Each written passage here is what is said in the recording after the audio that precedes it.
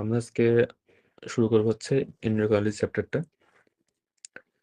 এই চ্যাপ্টারটা খুবই ইম্পর্টেন্ট, যে কোনো পরীক্ষা দিতে গেলে এখান থেকে প্রশ্ন আসবে। এবং এন্ডোক্রাইনালিস চ্যাপ্টারের মধ্যে সব থেকে ইম্পর্টেন্ট হচ্ছে বলতে গেলে প্রথম পার্টটা। তাহলে এখানে অ্যানাটমি এবং ফিজিওলজি ভেরি মাচ ইম্পর্টেন্ট। এটা বুঝতে পারলে মোটামুটি বাকি যে টপিকগুলো আছে সেগুলো বুঝতে সুবিধা হবে। এরপরে কিছু মুখস্থ টাইপের টপিক আছে, মেকানিজম অফ অ্যাকশন, তারপর হচ্ছে ফিজিওলজিক্যাল ইফেক্টস অফ হরমোন, এরপর আছে thyroid function test interpretation, thyrotoxicosis. এই দুটো থেকে খুব কমনলি প্রশ্ন আসে। এরপর হচ্ছে clinical features of thyroid dysfunction. তাহলে এখানে মেইনলি আলোচনা করা হচ্ছে থাইরয়েড রিলেটেড কিছু ডিজিজ, তারপর হচ্ছে অ্যানাটমি এন্ড ফিজিওলজি, আর কিছু হচ্ছে ইনভেস্টিগেশন, ইন্টারপ্রিটেশন। আমাদের ফার্স্টে যেটা বোঝা লাগবে সেটা হচ্ছে এন্ডোক্রাইনোলজির বিভিন্ন গ্ল্যান্ড এবং হরমোনগুলো কিভাবে কাজ করে। আমরা যদি এন্ডোক্রাইন গ্ল্যান্ডগুলো চিন্তা করি, তাহলে আমাদের হেড নেক রিজনে কি কি এন্ডোক্রাইন গ্ল্যান্ড আছে? ফার্স্ট যদি হেড চিন্তা করি, হাইপোথ্যালামাস আছে, পিটুইটারি আছে, তাহলে প্রথম হচ্ছে হাইপোথ্যালামাস, তারপর আছে হচ্ছে পিটুইটারি। নেক রিজনে কি আছে? থাইরয়েড আছে, প্যারাথাইরয়েড আছে, থাইরয়েড আছে, প্যারাথাইরয়েড আছে। প্যারাথাইরয়েডটা আমি নিচে রেখি, প্যারাথাইরয়েড। এরপরে অ্যাবডোমেনে কি আছে? অ্যাড্রিনাল গ্ল্যান্ড আছে, প্যানক্রিয়াস আছে, তাহলে এখানে আছে হচ্ছে আমাদের অ্যাড্রিনাল গ্ল্যান্ড, তারপর হচ্ছে প্যানক্রিয়াস। তাহলে প্যানক্রিয়াসটা এখানে যেহেতু নেই, আমরা এটাও নিচে লিখি, তাহলে অ্যাড্রিনাল গ্ল্যান্ড। তারপর হচ্ছে প্যানক্রিয়াসের এন্ডোক্রাইন পার্ট। Endocrine part. আর কোন গ্ল্যান্ড আছে? লিভার কি হবে? লিভার কি হবে? লিভার এখানে আসবে, প্লাসেন্টা আছে। প্লাসেন্টা আছে, তারপর টেস্টিস এন্ড ওভারি। টেস্টিস ওভারি আছে, টেস্টিস ওভারি, আর একটা হচ্ছে প্লাসেন্টা, প্লাসেন্টা, আর হেড রিজন আরেকটা হচ্ছে পিনিয়াল গ্ল্যান্ড। Pineal gland. এখন আমরা অল্প অল্প করে পড়বো এই গ্ল্যান্ডগুলো। অ্যানাটমি ফিজিওলজি আমাদের খুব বেশি ডিটেলস লাগবে না, যেগুলো আমাদের ক্লিনিক্যাল পার্টের জন্য লাগবে আমরা সেগুলো পড়বো। তাহলে হাইপোথ্যালামাসটা মেইনলি ডিসকাস করা হবে হচ্ছে নিউরোলজি পার্টের মধ্যে। আমরা এখানে মেইনলি পড়বো পিটুইটারি গ্ল্যান্ড। তাহলে পিটুইটারি গ্ল্যান্ডে কয়টা পার্ট আছে? অ্যান্ট্রোপিটিউটারি, পোস্টেরিয়র, একটা মাঝখানে হচ্ছে ইন্টারমিডিয়েট অ্যান্টেরিয়র একটা। এবং পিটুইটারি, এই দুটো আমাদের জন্য বেশি ইম্পর্টেন্ট। অ্যান্টেরিয়র পিটুইটারিটা হাইপোথ্যালামাসের সাথে কানেক্টেড থাকে একটা পিটুইটারি স্টকের মাধ্যমে, আর পোস্টেরিয়রটা হচ্ছে সরাসরি নার্ভ এক্সন, নার্ভ ফাইবারসের মাধ্যমে। নার্ভের মাধ্যমে। এই পোস্টেরিয়র পিটুইটারি গ্ল্যান্ডে আমাদের যে হরমোন দুইটা আসে তার মধ্যে হচ্ছে অ্যান্টিডাইরেটিক হরমোন, অক্সিটোসিন, অক্সিটোসিন। তাহলে এই দুটো হরমোন তৈরি হয় কোথায়? হাইপোথ্যালামাসে হয়। তাহলে এটা তৈরি হয় হচ্ছে হাইপোথ্যালামাসে, বাট রিলিজ হয় হচ্ছে পোস্টেরিয়র পিটুইটারি থেকে। তাহলে এটা মেইনলি হচ্ছে হাইপোথ্যালামাসের হরমোন। অ্যান্টিডাইরেটিক হরমোনের কাজ কি? Water salt detection. আচ্ছা, এখানে খুবই ইম্পর্টেন্ট হচ্ছে শুধু এটা ওয়াটার রিঅ্যাকশন করে, নট ইলেক্ট্রোলাইট বা সল্ট। ওয়াটার এবং সল্ট দুইটাই রিটেনশন করে হচ্ছে আমাদের যে অ্যাড্রিনাল গ্ল্যান্ড থেকে আসে অ্যালডোস্টেরন। তাহলে এই জিনিসটা খুবই ইম্পর্টেন্ট, কারণ আমরা যখন সিয়াট পড়বো বা অ্যাড্রিনাল ক্রাইসিস পড়বো, অ্যাডিশনস পড়বো, তখন এগুলো লাগবে আমাদের। তাহলে এই অ্যান্টিডাইরেটিক হরমোন কি করে? শুধু ওয়াটার রিঅ্যাকশন করে। আর অ্যালডোস্টেরন কি করে? Both sodium and water reabsorption করে, পটাশিয়াম এবং হাইড্রোজেন সিক্রেশন করে। অক্সিটোসিন আমাদের খুব একটা লাগে না, জাস্ট নামটা মনে রাখলে হবে। এর পাশে অ্যান্টেরিয়র পিটুইটারি গ্ল্যান্ড। তাহলে অ্যান্টেরিয়র পিটুইটারি গ্ল্যান্ড থেকে অনেকগুলো হরমোন রিলিজ হয়।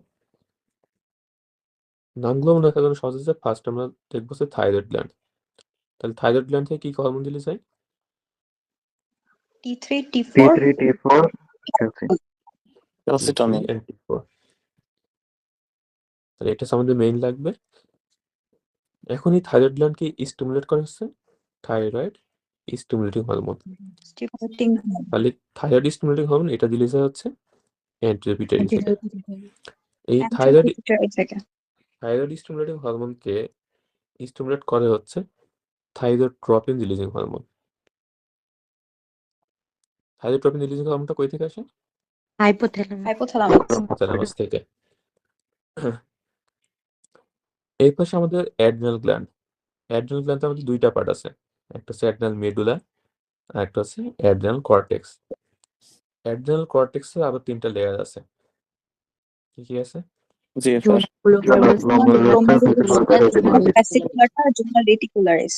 তাহলে জোনা গ্লোমেরুলোসা, তারপর হচ্ছে ফ্যাসিকুলাটা আর রেটিকুলারিস।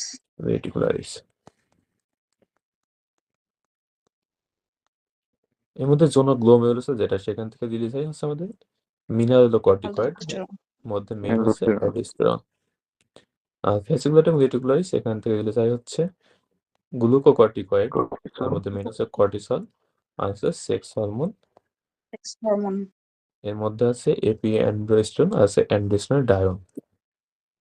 এখানে যেটা ইন্টারেস্টিং সেটা হচ্ছে আমাদের যে অ্যাড্রিনাল মেডুলা আছে এবং অ্যাড্রিনাল কর্টেক্সের যে জোনা গ্লোমেরুলোসা, এইগুলার উপরে এসিডিএসের কোনো ইফেক্ট নাই ইন জেনারেল। তাহলে এসিডিএসের রোল আছে কার উপরে? ফ্যাসিকুলাটা এবং রেটিকুলারিসের উপরে। তাহলে এরা মেইনলি কি করবে? গ্লুকোকর্টিকয়েড রিলিজ স্টিমুলেট করবে। কার উপর কাজ করে? অ্যাড্রিনাল কর্টেক্সের উপরে।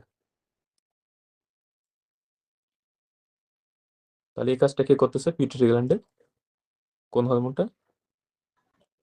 Adrenocorticotropic hormone. এই এসিটিএস কে স্টিমুলেট করে হাইপোথ্যালামাসের কর্টিকোট্রপিন রিলিজিং হরমোন সিআরএইচ। তাহলে এখানে হাইপোথ্যালামিক পিটুইটারি অ্যাড্রিনাল যে অ্যাক্সিস আছে,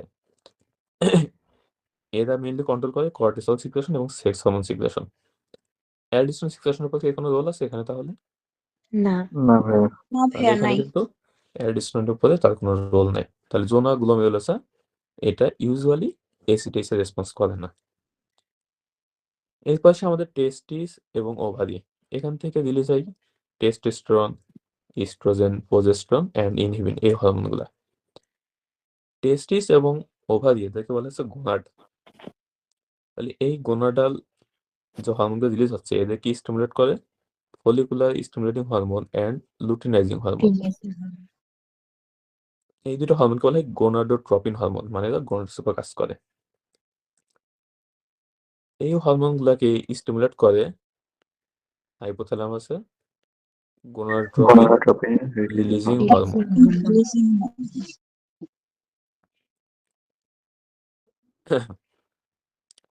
এর বাইরে আর কি কি হরমোন আছে অ্যান্টিপিটারি থেকে রিলিজ হয়? একটা হচ্ছে গ্রোথ হরমোন। এই গ্রোথ হরমোন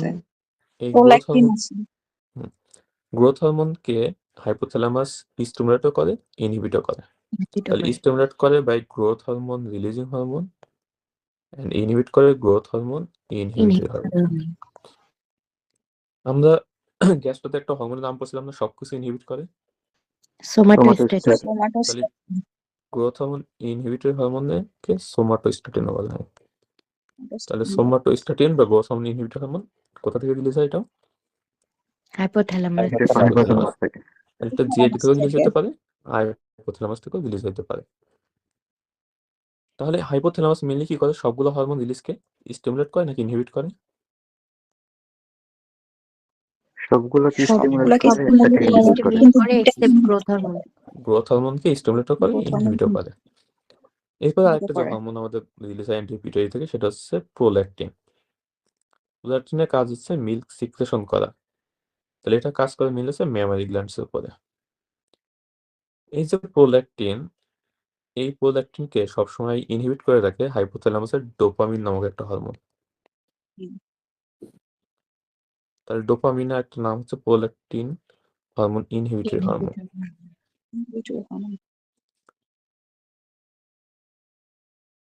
তাহলে ডোপামিন হচ্ছে, এই প্রোল্যাকটিন হচ্ছে অ্যান্টিপিটারি হরমোন একমাত্র যেটা হচ্ছে সবসময় ইনহিবিটেড থাকে কার মাধ্যমে? ডোপামিনের ডোপামিন। ডোপামিনের মাধ্যমে তাহলে পরীক্ষায় যদি প্রশ্ন আসে যে অ্যান্টিপিটারি গ্ল্যান্ডে কোন হরমোনটা অলওয়েজ ইনহিবিটেড থাকে, তাহলে অ্যান্সার কি হবে? Prolactin prolactin. তাহলে এই যে হরমোনগুলা হাইপোথ্যালামাস থেকে পিটুইটারি গ্ল্যান্ডে আসছে, এটা কিসের মাধ্যমে আসে আমরা বলছিলাম? অ্যান্টিপিটারির সাথে কানেকশন কি থাকে? Pituitary stock pituitary stock.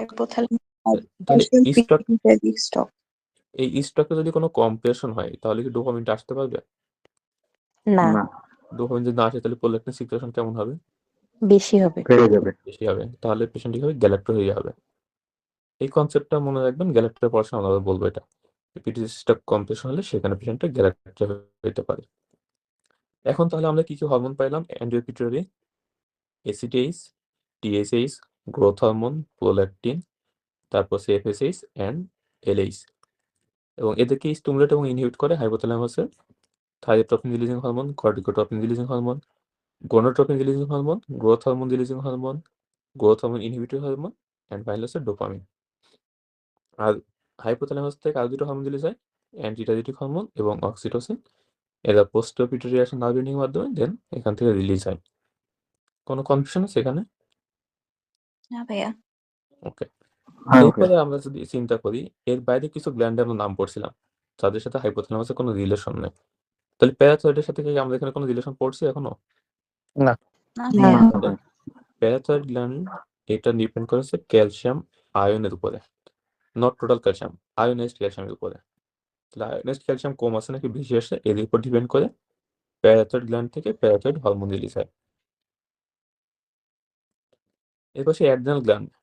Adrenal গ্ল্যান্ডে আমরা বলছিলাম দুইটা পার্ট পিটুইটারি গ্ল্যান্ডের উপর ডিপেন্ড করে না। একটা হচ্ছে অ্যাড্রেনাল মেডুলা, যেখান থেকে আমাদের অ্যাড্রেনালিন, নরঅ্যাড্রেনালিন রিলিজ হয়। আরেকটা কি বললাম? গ্লোমেরুলাস। তাহলে এই দুইটা জায়গা পিটুইটারি দ্বারা কন্ট্রোল হয় না। এটা সিগনিফিকেন্স কি? যদি কোনো পেশেন্টের হাইপোপিটুইটারিজম হয় তাহলে সেক্ষেত্রে অ্যাডিশন সিক্রেশনে কোনো সমস্যা হবে না কিন্তু কর্টিসল এবং সেক্স হরমোন সিক্রেশন কেমন হবে? কমে যাবে কমে যাবে। তাহলে হাইপোপিটুইটারিজম হলে পেশেন্টের কর্টিসল কমবে, সেক্স হরমোন রিলিজ কমবে, বাট অ্যালডোস্টেরন কমবে না, যে কারণে ইউজুয়ালি সোডিয়াম এবং পটাশিয়াম ব্যালেন্স ইউজুয়ালি চেঞ্জ হয় না। সোডিয়ামটা চেঞ্জ হইতে পারে কর্টিসলের কারণে, বাট পটাশিয়াম ইউজুয়ালি নর্মাল থাকে। তাহলে এটা দেখে আমরা সেকেন্ডারি এবং প্রাইমারি অ্যাড্রিনাল ইনসাফিসিয়েন্সি ডিফারেন্সিয়েট করতে পারি। এবার আসি প্যানক্রিয়াস। তাহলে প্যানক্রিয়াসের উপর কি পিটুইটারি গ্ল্যান্ডের কোনো কন্ট্রোল আছে? না তাহলে প্যানক্রিয়াস থেকে মেইনলি আমাদের দুটো হরমোন রিলিজ হয়, ইনসুলিন, গ্লুকাগন। গ্লুকাগন। তাহলে এদের উপরেও আমাদের হচ্ছে পিটুইটারি গ্ল্যান্ডে কোনো কন্ট্রোল নাই। তাহলে এরা মেইনলি ডিপেন্ড করে হচ্ছে গ্লুকোজ লেভেল আর অ্যালডোস্টেরন এটা অনেকগুলো উপরে ডিপেন্ড করে, পটাশিয়ামটা বেশি ইম্পর্টেন্ট। এর হচ্ছে প্লাসেন্টা। তাহলে প্লাসেন্টার উপরে কোনো কন্ট্রোল নেই। পিনিয়াল গ্ল্যান্ড এদের উপরে কোনো কন্ট্রোল নেই। তাহলে এখানে যেগুলো নাম আছে বেশিরভাগই পি দিয়ে, প্যারাথাইরয়েড, প্যানক্রিয়াস, প্লাসেন্টা, পিনিয়াল। আর এর বাইরে মনে রাখতে হবে adrenal medulla and zona glomerulosa of adrenal cortex. এইগুলা পিটুইটারি গ্ল্যান্ডের কন্ট্রোল হয় না। তাহলে হাইপোপিটুইটারিজম হলে এগুলাতে কোনো চেঞ্জ আসবে না। বুঝা গেছে এটুকু? ভাইয়া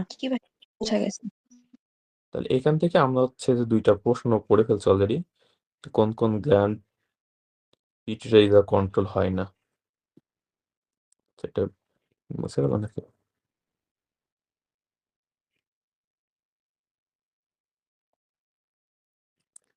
ওকে, তাহলে আমাদের ফাংশনাল অ্যানাটমি এন্ড ফিজিওলজি যে বক্সটা আছে এখান থেকে পরীক্ষায় বিভিন্ন প্রশ্ন আসতে পারে। আমরা এখানে শর্টকাটে পড়ে যাবো, আমরা অলরেডি ডিসকাস করে ফেলছি। তাহলে হাইপোথ্যালামাস থেকে রিলিজ হয় growth hormone releasing hormone, somatostatin বা growth hormone inhibitory hormone, corticotropin releasing hormone, thyrotropin releasing hormone, gonadotropin releasing hormone and dopamine. এগুলো মেইন কাজ কি? অ্যান্টিরিয়র পিটুইটারি হরমোন রিলিজকে কন্ট্রোল করা। এরপর সেই অ্যান্টিরিয়র পিটুইটারি এখান থেকে কি রিলিজ হচ্ছে? Thyroid stimulating hormone, adrenocorticotropic hormone, growth hormone, তারপর গোনাডোট্রপিন হরমোন মানে LH and FSH and prolactin. এদের মধ্যে ইনহিবিটেড থাকে কোনটা? প্রোল্যাকটিন তাহলে এদের ফাংশন ইন ডিটেইলস আমরা পরবর্তীতে প্রত্যেকটা পার্টে পড়া লাগবে। এখান থেকে একটু শর্টকাটে দেওয়া আছে মেইন ফাংশনগুলো, দেখে নিতে হবে। পোস্টেরিয়র পিটুইটারি থেকে আসে আমাদের antidiuretic hormone and oxytocin. Antidiuretic হরমোনের মেইন কাজ হচ্ছে ওয়াটার রিটেনশন করা। এখানে কিন্তু কোনো ইলেক্ট্রোলাইট রিটেনশন হবে না। যদি শুধু ওয়াটার রিটেনশন হয় বডিতে, তাহলে সোডিয়াম কনসেন্ট্রেশন কেমন হবে? পানি যদি বাড়তে থাকে হাইপোনাট্রিয়ামিয়া কমে হবে। যাবে। তাহলে এখানে হাইপোনাট্রিয়ামিয়া হবে।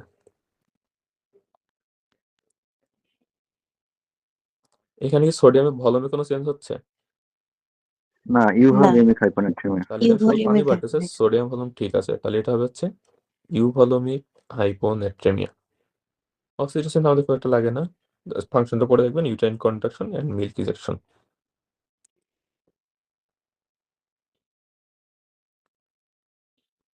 থাইরয়েড গ্ল্যান্ড থেকে আমাদের মেইন হরমোন রিলিজ হচ্ছে T3 and T4, আর প্যারাপোলিকাসিস থেকে রিলিজ হয় ক্যালসিটোনিন। প্যারাথাইরয়েড গ্ল্যান্ড থেকে রিলিজ হচ্ছে প্যারাথাইরয়েড হরমোন। এটা সিক্রেশন কার উপর ডিপেন্ড করে? আয়োনাইজড ক্যালসিয়ামের উপরে। আয়োনাইজড ক্যালসিয়ামের উপরে। এরপর অ্যাড্রিনাল কর্টেক্স 3টা লেয়ার আছে, গ্লোমেরুলাসা, ফ্যাসিকুলাটা এন্ড রেটিকুলারিস। গ্লোমেরুলাসা থেকে রিলিজ হয় অ্যালডোস্টেরন, দেন হচ্ছে কর্টিসল, আর জোনাল রেটিকুলারিস থেকে রিলিজ হচ্ছে অ্যান্ড্রোজেন এবং ডাইহাইড্রো এপিঅ্যান্ডোস্টেরন এন্ড অ্যান্ড্রোস্টেরোনডায়ন। এর মধ্যে অ্যালডোস্টেরনের কাজ হচ্ছে সোডিয়াম রিটেনশন করা and potassium and hydrogen excretion করা। সোডিয়াম যদি রিটেনশন হয় তাহলে এখানে কি হবে? ব্লাড ভলিউম বাড়বে না কমবে? সোডিয়ামের সাথে অলওয়েজ ওয়াটার রিটেনশন ব্লাড হয়, ভলিউম বাড়বে।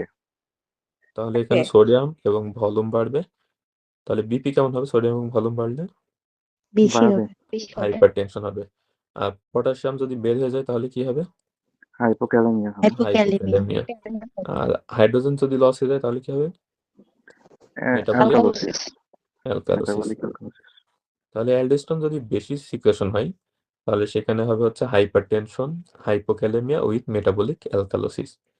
আর অ্যালডোস্টেরন যদি কম রিলিজ হয়, মানে অ্যাড্রিনাল ইনসাফিসিয়েন্সি হয়, সেক্ষেত্রে কি হবে? তাহলে hyponatraemia, hyperkalaemia, metabolic hypotension, cirrhosis. Hyperkalaemia, metabolic acidosis.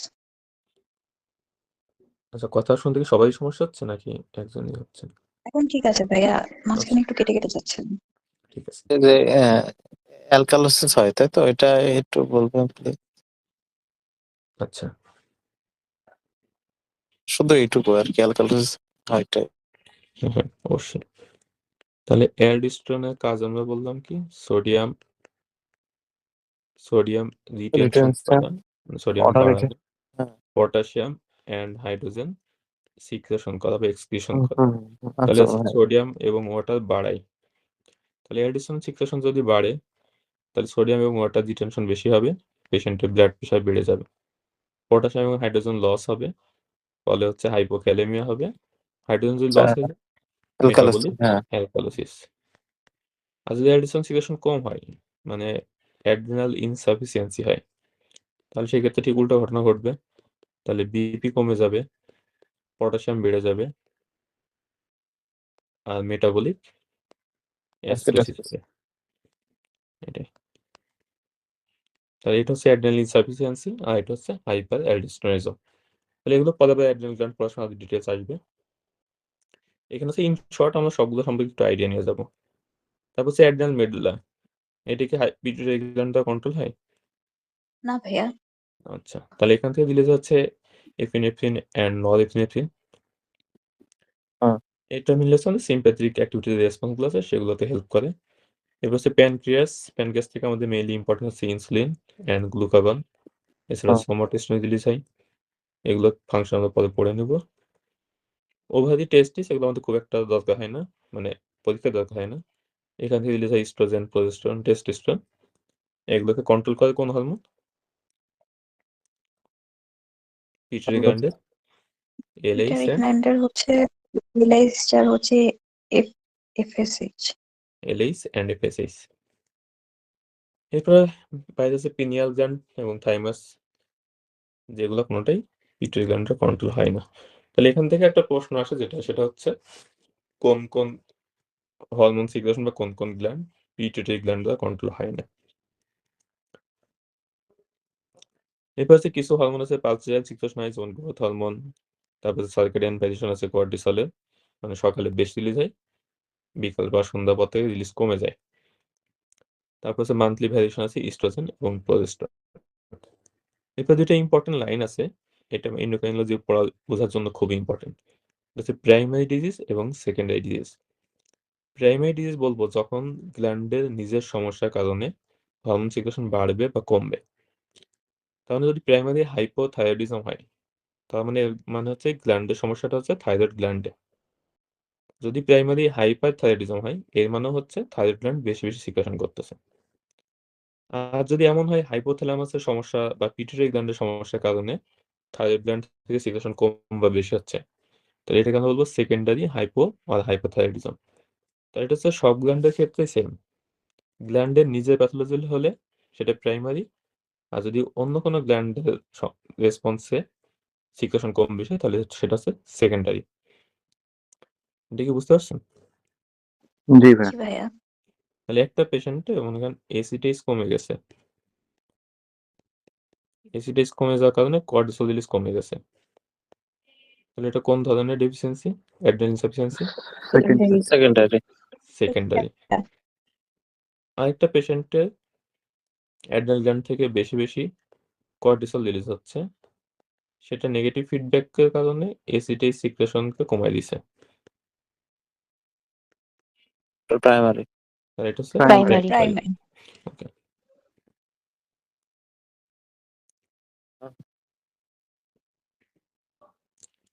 আচ্ছা, এগুলো আমরা পড়ছি গ্ল্যান্ডস উইদাউট পিটুইটারি কন্ট্রোল, নামগুলো একটু পড়ে রাখবেন, এটা পরীক্ষা এমসিকিউ আসে, অনেক সময় সিঙ্গেল বেস্ট আসতে পারে। এরপর হচ্ছে অ্যান্টিপিটারি পোস্টিপিটারি, এগুলো আমরা পড়ে ফেলছি। নার্ভ এক্সন পোস্টিপিটারি থেকে আর অ্যান্টিপিটারি আছে স্টকের মাধ্যমে কানেক্টেড থাকে। এরপরে কিছু আছে মুখস্থ টাইপে পড়া আর কি। Classification according to chemical structure, এখান থেকে সবগুলো বলতে পারলে ভালো, ইউজুয়ালি মনে থাকে না, নিচের তিনটা পড়বেন। ফার্স্ট হচ্ছে এর মধ্যে সবচেয়ে ইম্পর্টেন্ট যেটা স্টেরয়েড, তাহলে হচ্ছে glucocorticoid, mineralocorticoid, androgen, oestrogen, progesterone and হচ্ছে ভিটামিন ডি, এগুলো হচ্ছে স্টেরয়েড হরমোন। তারপর কিছু আছে অ্যামাইনো অ্যাসিড ডেরিভেটিভস, মেইনলি হচ্ছে টাইরোসিন থেকে। এর মধ্যে আছে থাইরয়েড হরমোনগুলো T3, T4, তারপর হচ্ছে catecholamine, noradrenaline and adrenaline and dopamine. তারপর হচ্ছে গ্লাইকোপ্রোটিন, এর মধ্যে আছে FSH, LH and human gonadotropin, যেগুলো গোনাডা রিলেটেড। তারপর হচ্ছে thyroid stimulating hormone, erythropoietin and thrombopoietin. তাহলে এগুলো অবশ্যই মুখস্থ করতে হবে। আর এগুলোর বাইরেও যদি মনে থাকে তাহলে প্রোটিন বা পেপটাইড, এটা মনে রাখবে। প্রোটিন এবং পেপটাইডের মধ্যে কমন হচ্ছে গ্রোথ হরমোন এবং ইনসুলিন, এই দুটো বেশি মনে রাখতে হবে। বাট নিচের তিনটা কোনোভাবে ভোলা যাবে না। তাহলে এখানে খুব বেশি বোঝার কিছু নেই, এটা মুখস্থ করতে হবে। এবার সেই রিসেপ্টরের লোকেশন, আমাদের যে হরমোনগুলো আছে এদের যে রিসেপ্টর আছে, এর মধ্যে নিউক্লিয়াসে থাকে হচ্ছে থাইরয়েড হরমোনের রিসেপ্টর, আর সাইটোপ্লাজমে থাকে হচ্ছে স্টেরয়েড হরমোন। তাহলে এই দুইটা হরমোনের রিসেপ্টর হচ্ছে ইন্ট্রাসেলুলার, মানে সেলের মধ্যে। তাহলে পরীক্ষা যদি প্রশ্ন আসে যে ইন্ট্রাসেলুলার রিসেপ্টর কোন কোন হরমোনে আছে, তাহলে অ্যান্সার হবে স্টেরয়েড অ্যান্ড থাইরয়েড। যদি বলে নিউক্লিয়াসের কাজ রিসেপ্টর থাকে, তাহলে সেটা থাইরয়েড, সাইটোপ্লাজম থাকে স্টেরয়েড হরমোন। আর বাকি যে প্রোটিন, পেপটাইড, ক্যাটেকোলামাইন, এগুলো রিসেপ্টর থাকে হচ্ছে sell মেমব্রেনে।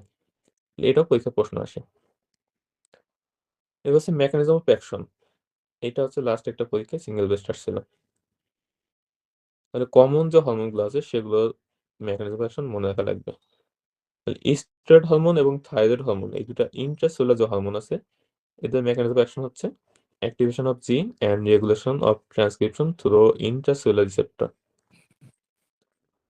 R direct phosphorylation of target protein by tyrosine specific protein kinase activity, এটা সিঙ্গেল বেস্ট আসছিল যে কোন হরমোনটা টাইরোসিন স্পেসিফিক প্রোটিন কাইনেজ অ্যাক্টিভিটির মাধ্যমে কাজ করে। তাহলে এখানে কমনের মধ্যে আছে ইনসুলিন আর হচ্ছে গ্রোথ হরমোন। এরপরে বাকি যে হরমোনগুলো সেটা একটু মুখস্থ করে নিন। আর indirect phosphorylation of target protein by intracellular second messenger system, তাহলে ইন্ট্রাসেলুলার সেকেন্ড মেসেঞ্জারের মাধ্যমে কোন কোন হরমোন কাজ করে, এটা অনেক সময় পরীক্ষা আসে। সেকেন্ড মেসেঞ্জারের মধ্যে আছে cyclic AMP, cyclic GMP and হচ্ছে ক্যালসিয়াম ফসফোলিপিড। সাইক্লিক জিএমপির নাম দুটো মনে রাখা সহজ, atrial natriuretic peptide and nitric oxide. বাকিগুলো মনে রাখা আসলেই টাফ, নেমোনিক দিয়ে মনে রাখতে পারেন অথবা অন্য যে কোনোভাবে চাইলে মনে রাখতে পারেন। যদি কিছু মনে না থাকে তাহলে উপরে কয়েকটা মনে রাখতে হবে। নাইট্রিক অক্সাইড আমরা কোন কোন ডিজিজের প্যাথোলজিতে পড়ে আসছিলাম? একালেশিয়া, শেকারিয়া, Splanchnic artery fasciculation, এসআইটিস এ পড়ছিলাম। এটা হচ্ছে hepato hepatopulmonary syndrome, syndrome. Syndrome, অ্যালকালির সাথে নাইট্রিক অক্সাইড রিলিজ কমে নাকি বাড়ে? কমে, কমে। কমে, অ্যাসিডিসে অন্যদিকেই বাড়ে, বাড়ে। হেপাটোপালমোনারি সিনড্রোমে বাড়বে। বাড়বে। তাহলে এই টাইপের যে প্রশ্নগুলো আছে যে এমসিকিউ, মেকানিজম অ্যাকশন, এটা আসলে মানে বুঝে পড়ে মনে রাখা কঠিন, আবার নিয়মিত পড়লেও খুব বেশি দিন মনে থাকে না।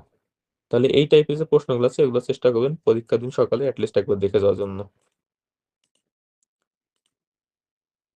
এবার examples of non specific presentation of endocrine disease.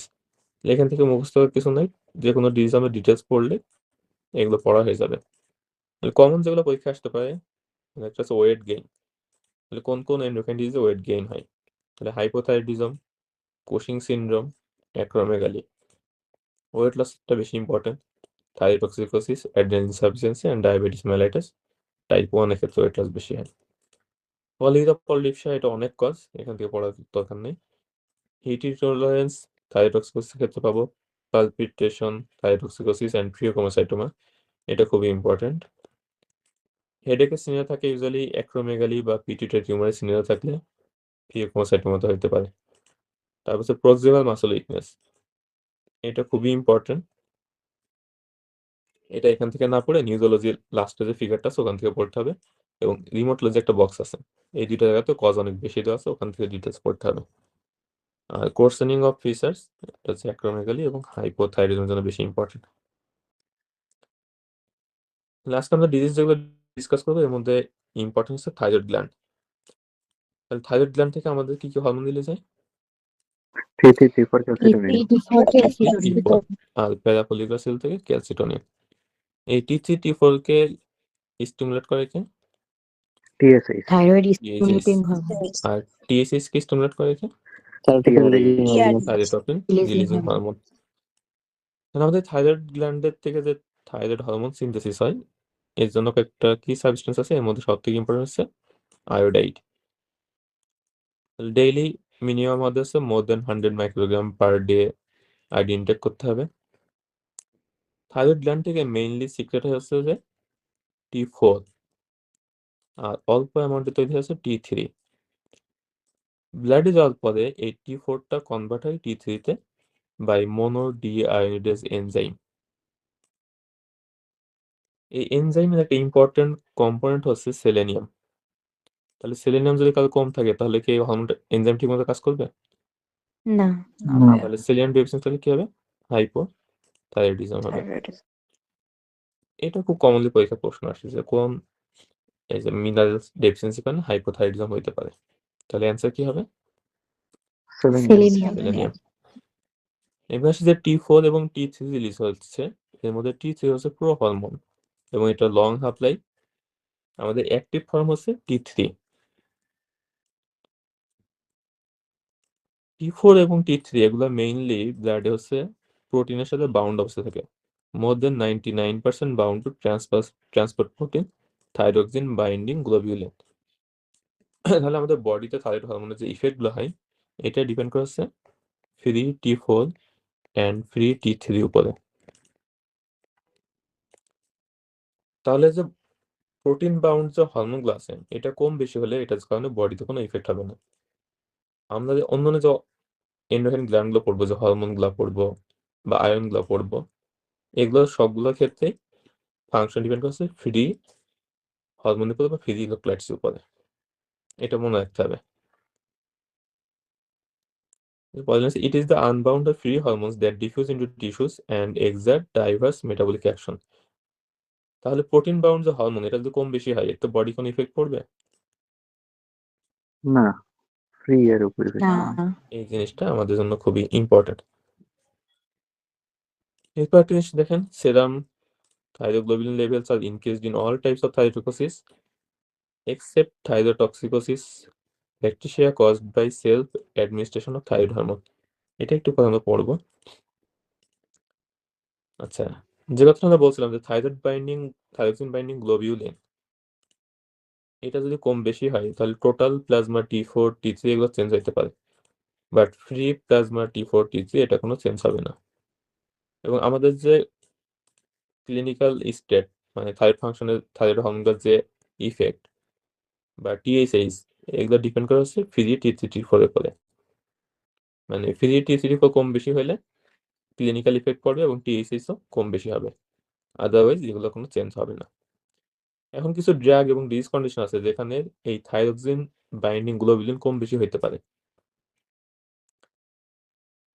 যেমন কিছু ড্রাগ আছে যেগুলো স্টেজন কন্টেনিং ড্রাগ বা inflammatory liver disease, antipsychotic drug, তারপর হচ্ছে হিরোইন, মিথাডোন, ক্লোফাইড্রেট, এগুলো কি করে টিবিজি লেভেল বাড়ায় দেয়। তাহলে থাইরক্সিন বাইন্ডিং গ্লোবুলিন লেভেল যদি বাড়ায় তাহলে টোটাল T3 T4 কেমন দেখাবে?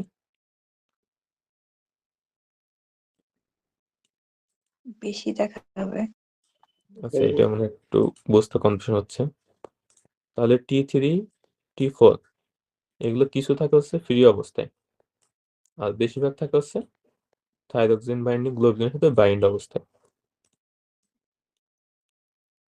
এখন যদি থাইরক্সিন বাইন্ডিং গ্লোবুলিন বেড়ে যায় বডিতে তাহলে টোটাল যদি FT3 FT4 আমরা মেজার করি তাহলে সেটা কম হবে নাকি বেশি হবে? কমে যাবে না? কম কম না, আমরা তো টোটালটা মেজার করছি, বোথ ফ্রি অ্যান্ড বাউন্ডিং। টোটালটা তো বেড়ে যাবে। টোটালটা তো সেম থাকবে। আচ্ছা, এটা তো ভালো কনফিউশন হয়েছে। আচ্ছা, থাইরক্সিন বাইন্ডিং যে গ্লোবুলিন আছে এর সাথে T3 T4 বাউন্ড করা আছে, ফ্রি T3 T4 আছে। এখন বডিতে মনে হয় TBG বেড়ে গেল, তাহলে এদের সাথে বাউন্ডিং যে T3 T4 আছে এদের পরিমাণও বাড়বে না? এই প্রোটিন যদি বেশি হয়। হ্যাঁ বাড়বে তো। এখন যদি আমরা কিভাবে বাড়বে? টোটালটা যদি মেজার করি both free and bound T3 T4 তাহলে ভ্যালু কেমন দেখাবে? বেশি বেশি দেখাবে। দেখা পারবে। বেশি কি দেখাবে। দেখাবে? কিন্তু এখানে ফ্রি T3 T4 কি বাড়ছে? ওইটা না নরমাল ভাইয়া, আছে। ওইটা নর্মাল। normal থাকবে ওটা। এখন আমরা বললাম কি থাইরয়েড হরমোনের ইফেক্ট ডিপেন্ড করে কার উপরে, ফ্রিটার উপরে নাকি বাউন্ডটার উপরে? ফ্রিটার উপরে। লিটার উপরে। তাহলে এই পেশেন্টগুলো থাকবে কেমন? ইউথাইরয়েড থাকবে, থাকবে। T3 T4 নর্মাল থাকবে। একইভাবে কিছু কন্ডিশন এবং ড্রাগ আছে যেগুলা থাইরক্সিন বাইন্ডিং গ্লোবুলিন লেভেল কমায় দেয়, তাহলে সেক্ষেত্রে বাউন্ডিং T3 T4 কেমন হবে? কম হবে নাকি বেশি হবে? কমে যাবে। কম হবে। কমে যাবে। আমরা যদি টোটালটা মেজার করি বোথ ফ্রি অ্যান্ড বাউন্ড তাহলে সেটা কেমন দেখাবে? লো কম দেখাবে। দেখাবে। লোক দেখাবে। কিন্তু পেশেন্টের ফ্রি T4 T3 এটা তো নর্মাল আছে, সো Normal পেশেন্ট দেখাবে। TSH এও কোনো চেঞ্জ হবে না, ক্লিনিক্যাল স্টেটাসও ইউথাইরয়েড থাকবে। তাহলে আমরা যদি টোটাল T4 T3 মেজার করি তাহলে এটা অনেক সময় ফলস রিপোর্ট দেখাইতে পারে, যে কারণে আমরা সবসময় কি মেজার করি? FT3 FT4। T4 FT3। তাহলে আমরা যখন কোনো পেশেন্টকে ইনভেস্টিগেশন দিই তখন কিন্তু আমরা টোটালটা না দেখে ফ্রি T4 ফ্রি T3 এগুলো দেখি। তাহলে এই প্রশ্নটা অনেক সময় পরীক্ষায় MCQ আসে যে কোন কোন কন্ডিশনে থাইরক্সিন বাইন্ডিং গ্লোবুলিন বাড়তে পারে, কোন কোন কন্ডিশনে কমতে পারে, অথবা কোনো একটা সিনারিও দিতে পারে যে কোনো একটা পেশেন্ট এই ধরনের কোনো একটা ড্রাগ খাচ্ছে বা এই ধরনের কোনো একটা কন্ডিশন আছে, পেশেন্টের টোটাল T3 T4 বেশি আছে, TBG বেশি, বাট ক্লিনিক্যালি কোনো সিমটমস নাই, মোস্ট লাইকলি পজিটিভ। তাহলে এই ড্রাগগুলোর কারণে বা এরকম ইনফ্লামেটরি ডিজিজের কারণে TBG লেভেল বাড়ছে, যে কারণে টোটালটা বেশি দেখাচ্ছে, but free T3 T4 normal থাকার কারণে পেশেন্ট ইউথাইরয়েড স্টেট আছে। তাহলে এই কন্ডিশনগুলো অনেক পরীক্ষা আসে, কোন কোন কন্ডিশনে TBG এবং টোটাল T3 বাড়বে, কোনটাতে কমবে। এরপর আসে আমাদের physiological effects of thyroid hormone. Thyroid হরমোনের মেইন ইফেক্টটা দেখা যায় কয়েকটা জায়গায়।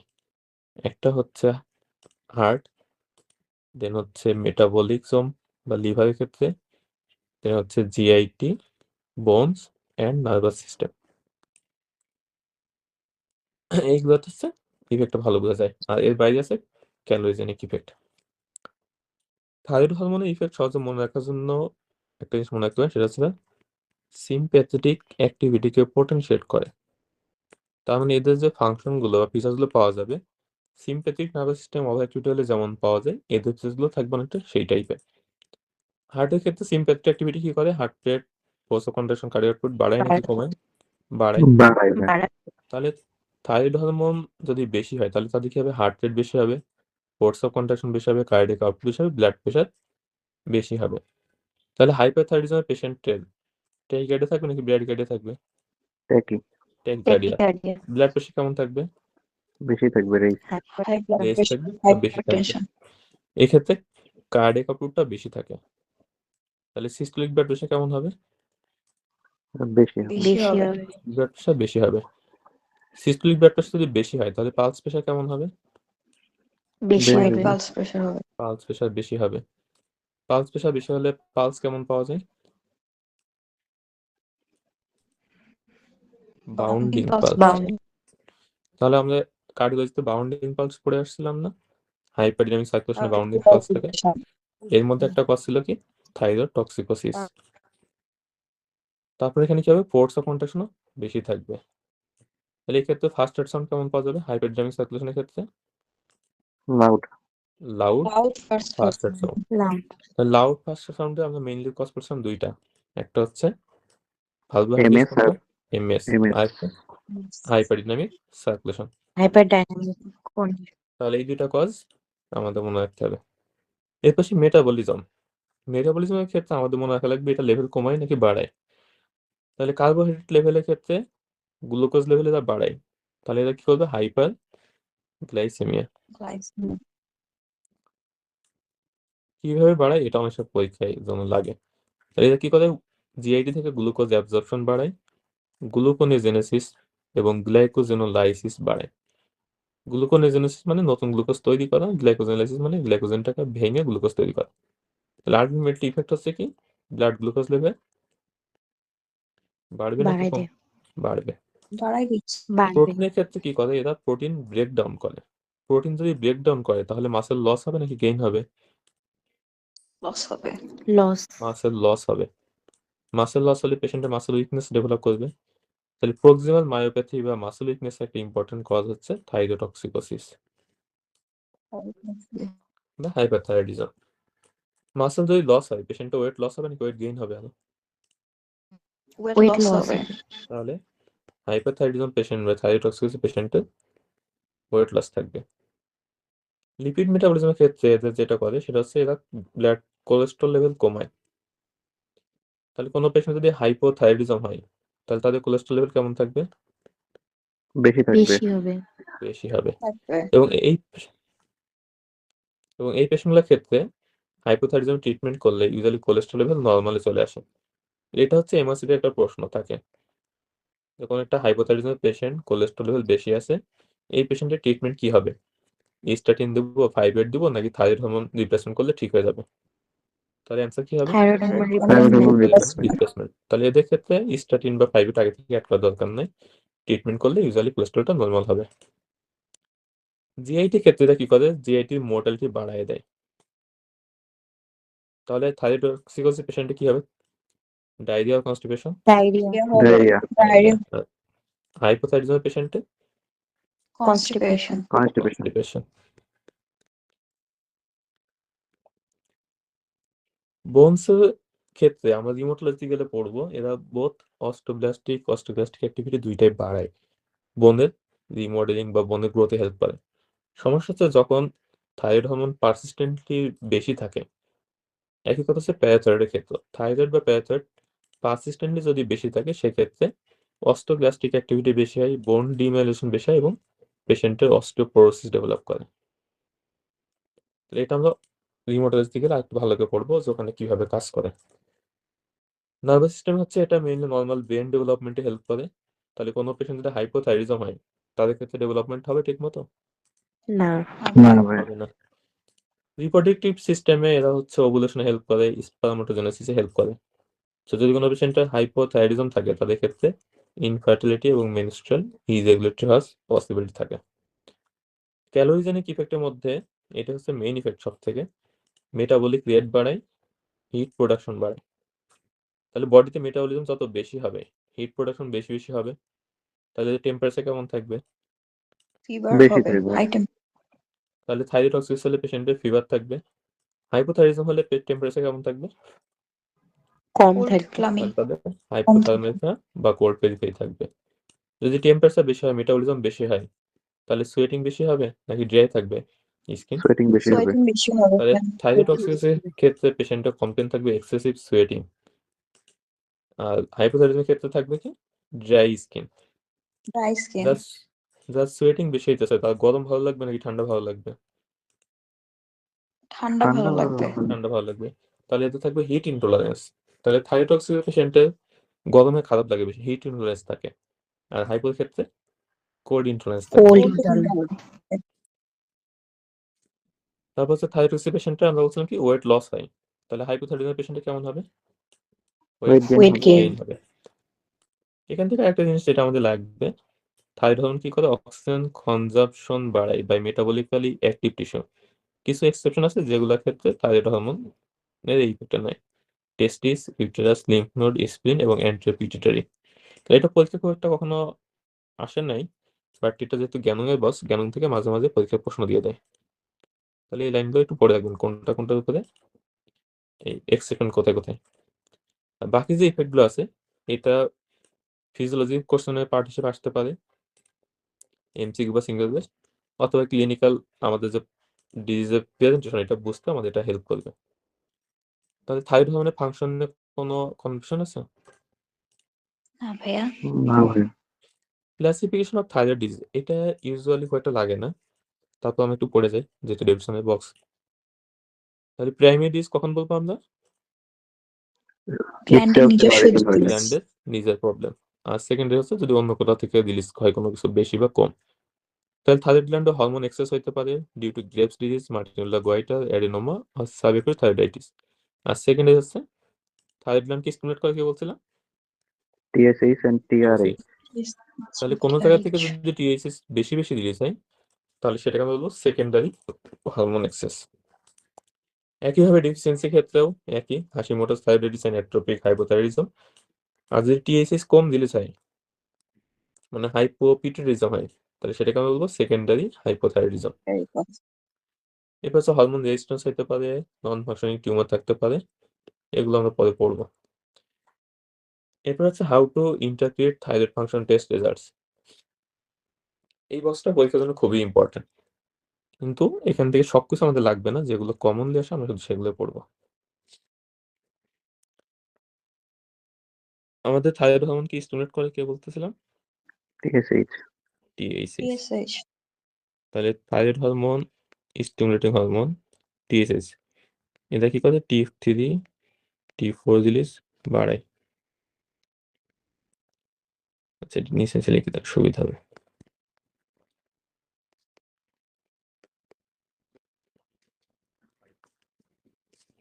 তাহলে টিএসএইচ কি করে? থাইরয়েড গ্ল্যান্ড থেকে T3 T4 রিলিজ বাড়ায়।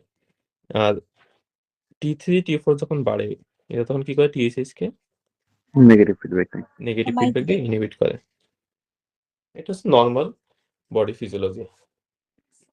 এখন মনে করেন আমাদের থাইরয়েড গ্ল্যান্ড এমন কোনো ডিজিজ হলো যেখানে T3 T4 বেশি বেশি রিলিজ হচ্ছে, তাহলে এটা কি করবে? টিএসএইচ কে সাপ্রেস কমায় করবে। দিবে। সাপ্রেস করবে। তাহলে এটা কি ধরনের হাইপোথাইরয়েডিজম হবে? Primary primary secondary? হাইপারথাইরয়েডিজম। তাহলে প্রাইমারি প্রাইমারি হাইপারথাইরয়েডিজম। হাইপোথাইরয়েডিজম। তাহলে সমস্যাটা হচ্ছে থাইরয়েড গ্ল্যান্ডে। তাহলে প্রাইমারি হাইপোথাইরয়েডিজমের ক্ষেত্রে T3 T4 কেমন পাওয়া যাবে? বেশি। বেশি। টিএসএইচ কেমন থাকবে? কম। কম থাকবে। এখন যদি এখান থেকে T3 T4 রিলিজ কম হয় তাহলে এটাকে আমরা কি ধরনের হাইপোথাইরয়েডিজম বলবো? Primary hypo. Primary hypothyroidism. Primary hypothyroidism যখন T3 T4 কমে যাবে, পিটুইটারি গ্ল্যান্ড যখন দেখবে যে থাইরয়েড হরমোন সিক্রেশন কম হচ্ছে, সে তখন কি করবে? এটা বাড়ানোর চেষ্টা করবে। তখন টিএসএইচ কেমন রিলিজ হবে? রেস। বেশি হবে। বেশি। তাহলে প্রাইমারি হাইপোথাইরয়েডিজমের ক্ষেত্রে T3 T4 কম থাকবে যেহেতু এটা হাইপো। টিএসএইচ কেমন থাকবে? বেশি থাকবে। বেশি থাকবে। বেশি থাকবে। এবার আসি সমস্যাটা ধরলাম পিটুইটারি গ্ল্যান্ডের নিজের সমস্যা। তাহলে পিটুইটারি গ্ল্যান্ডে কোনো একটা টিউমার হলো বা কোনো এডিনোমা হলো, যার ফলে টিএসএইচ বেশি রিলিজ হচ্ছে।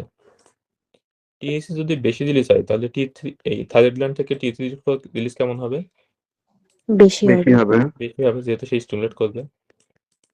তাহলে এখানে সমস্যাটা কার? প্যাথোলজি। পিটুইটারি গ্ল্যান্ড তাহলে এটা কোন ধরনের secondary hyper. Hypothyroidism? Secondary secondary hyper. Secondary hypothyroidism. তাহলে এক্ষেত্রে টিএসএইচ কেমন থাকবে? বেশি। টি3 টি4 বেশি। বেশি। এখন ধরে পিটুইটারি গ্ল্যান্ডে কোনো একটা ড্যামেজ হলো বা কোনো সার্জারি বা রেডিয়েশন হলো, হয়ে গ্ল্যান্ডের ফাংশন কমে গেল, টিএসএইচ রিলিজ কমে গেল। তাহলে টি3 টি4 কেমন হবে রিলিজ? কমে যাবে। কমে যাবে। কমে যাবে। তাহলে এটাকে আমরা কি ধরনের হাইপোথাইরয়েডিজম বলবো? Secondary secondary hypo. Hypothyroidism. Secondary hypothyroidism. তাহলে এক্ষেত্রে টিএসএইচ কম থাকবে, টি3 টি4 কম থাকবে। এইভাবে বুঝে পড়লে ইন্টারপ্রিটেশন করতে কোনো সমস্যা নেই। যদি মনে না থাকে তাহলে সেকেন্ডারি ক্ষেত্রে দেখবেন সবগুলো একই দিকে, টিএসএইচ কম টি3 টি4 কম, অথবা টিএসএইচ বেশি টি3 টি4 বেশি। আর প্রাইমারি ক্ষেত্রে যদি উল্টা থাকে। তাহলে আমাদের সে প্রাইমারি গেল আর একটা সেকেন্ডারি গেল। এখন মনে করেন কোনো পেশেন্ট থাইরয়েড হরমোন বেশি বেশি খেয়ে ফেললো, মানে ট্রিটমেন্ট ওভার ট্রিটমেন্ট হয়ে গেছে। তাহলে টি4 আমরা যে থাইরোক্সিন খাই, এটা কি ব্লাডে টি4 লেভেল কি করবে? বাড়াবে না কমাবে? বাড়াবে। টি4 বাড়বে। এই টি4 কি করবে? টিএসএইচ কে স্টিমুলেট করবে নাকি ইনহিবিট করবে? ইনহিবিট করবে। টিএসএইচ কে ইনহিবিট করবে।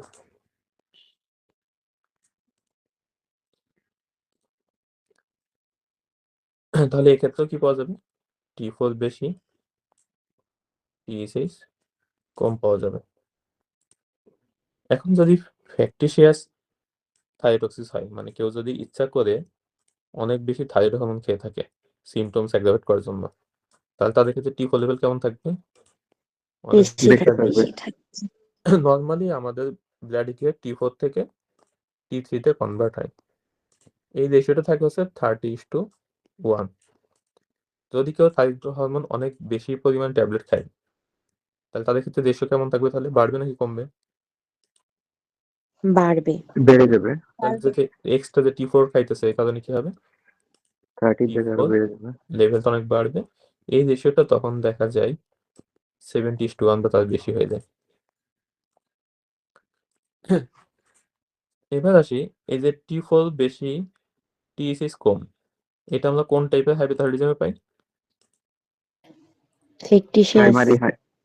প্রাইমারি। এটা প্রাইমারিতে পাওয়া যায়, ফ্যাকটিসিয়াসও পাওয়া যায়, দুজনে ঠিক আছে। এখন প্রাইমারি যখন হাইপোথাইরয়েডিজম হবে, আমাদের থাইরয়েড তৈরি করতে একটা স্পেশাল লাগে, সাবস্টেন্স লাগে। আমরা কোনটা বলছিলাম মনে আছে? সেলেনিয়াম। আয়োডিন। সেলেনিয়াম লাগে হচ্ছে টি4 থেকে টি3 কনভার্ট করতে, আর হরমোন তৈরি করতে লাগে হচ্ছে আয়োডাইড। এখন গ্ল্যান্ড যদি হরমোন বেশি বেশি তৈরি করে, তার আয়োডাইড বেশি লাগবে নাকি কম লাগবে? বেশি লাগবে। বেশি লাগবে। তাহলে আমরা যদি এখানে আয়োডাইড আপটেক দেখি, থাইরয়েড স্ক্যান করি, তাহলে এখানে আপটেক বেশি হবে নাকি কম হবে? বেশি হবে। তাহলে আপটেক বেশি হবে। এখন যে পার্সনদের বাইরে থেকে ওষুধ খাওয়ার ফলে থাইরয়েডোসিসের সিমটমস ডেভেলপ করছে, তার কি গ্ল্যান্ডে হরমোন বেশি তৈরি হইতেছে? না। তাহলে তার ক্ষেত্রে আপটেক কেমন থাকবে? কম থাকবে। কম থাকবে। কম থাকবে, কারণ তার তো টিএসএইচ সাপ্রেসড হয়ে রয়েছে। আরো টিএসএইচ সাপ্রেসড থাকলে এখানে আয়োডিন আপটেকও কম হবে। তাহলে যে ফ্যাকটিসিয়াস থাইরয়েডোসিস হবে, তার ক্ষেত্রে আপটেক থাকবে লো। তাহলে প্রাইমারি এবং ফ্যাকটিসিয়াস দুইটা ক্ষেত্রে টি4 বেশি থাকতে পারে, টিএসএইচ কম থাকতে পারে। তাহলে আমরা ডিফারেন্সিয়েট করবো কিভাবে? আয়োডিন আপটেক দেখে। আয়োডিন আয়োডিন আপটেক দেখে, আর একটা হচ্ছে টি4 টি3 রেশিও দেখে। এখন মনে করেন কোনো একটা পেশেন্টের যে থাইরয়েড গ্ল্যান্ড আছে, এই থাইরয়েড গ্ল্যান্ডে ইনফ্লামেশন হলো। থাইরয়েড গ্ল্যান্ডে ইনফ্লামেশন হলে সেখানে কি বলবো? থাইরয়েডাইটিস। থাইরয়েডাইটিস। থাইরয়েডাইটিস হলে কি হয়? এখানে যে কলেটগুলো থাকে, এখানে থাইরয়েড হরমোন স্টোর করা থাকে, যখন ইনফ্লামেশন হয়ে এগুলো ডিস্ট্রাকশন হবে তখন এই হরমোনগুলো কি হবে, ব্লাডে চলে আসবে। তাহলে ব্লাডে তখন থাইরয়েড হরমোন লেভেল বাড়বে নাকি কমবে? বাড়বে। বেড়ে যাবে। বাড়বে। হ্যাঁ, ব্লাডে যদি থাইরয়েড হরমোনের লেভেল বাড়ে তাহলে টিএসএইচ কে কি করবে, সাপ্রেস করবে নাকি স্টিমুলেট করবে? সাপ্রেস করবে। সাপ্রেস করবে। সাপ্রেস করবে। সাপ্রেস করবে। টিএসএইচ যদি সাপ্রেসড হয় তাহলে আয়োডিন আপটেক কেমন হবে? কম কম হবে। হবে। আয়োডিন কম আপটেক কম হবে। হবে। তাহলে লো আয়োডিন আপটেকে একটা কজ আমরা কি পড়ছিলাম? ফ্যাকটিসিয়াস। ফ্যাকটিসিয়াস থাইরয়েডাইটিস। আর একটা বললাম কি, থাইরয়েডাইটিস। থাইরয়েডাইটিস। তাহলে থাইরয়েডাইটিসের ক্ষেত্রেও T4 T3 বেশি থাকবে, বাট আয়োডিন আপটেক এটা লো থাকবে।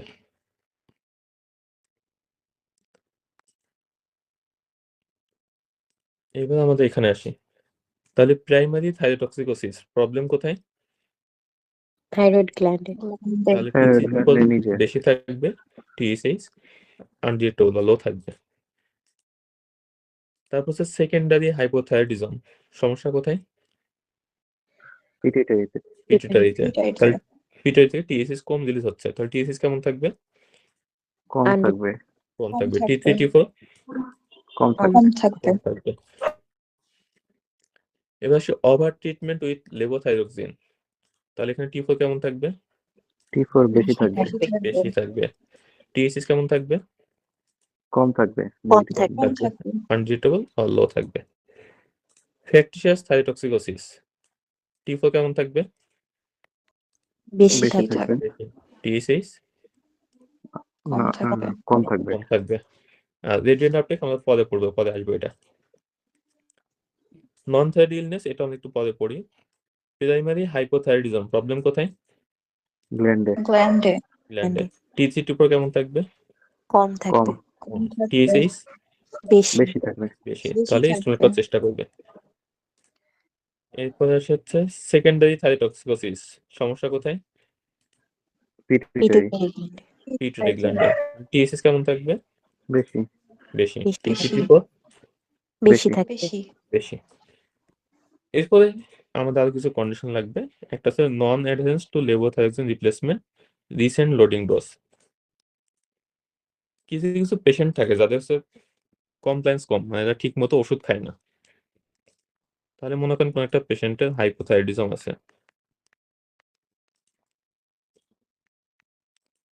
তার ক্ষেত্রে T3 T4 কেমন থাকবে? প্রাইমারি হাইপোথাইরয়েডিজমে কম থাকবে। কম। কম থাকবে। TSH কেমন থাকবে? বেশি থাকবে। বেশি থাকবে। হবে।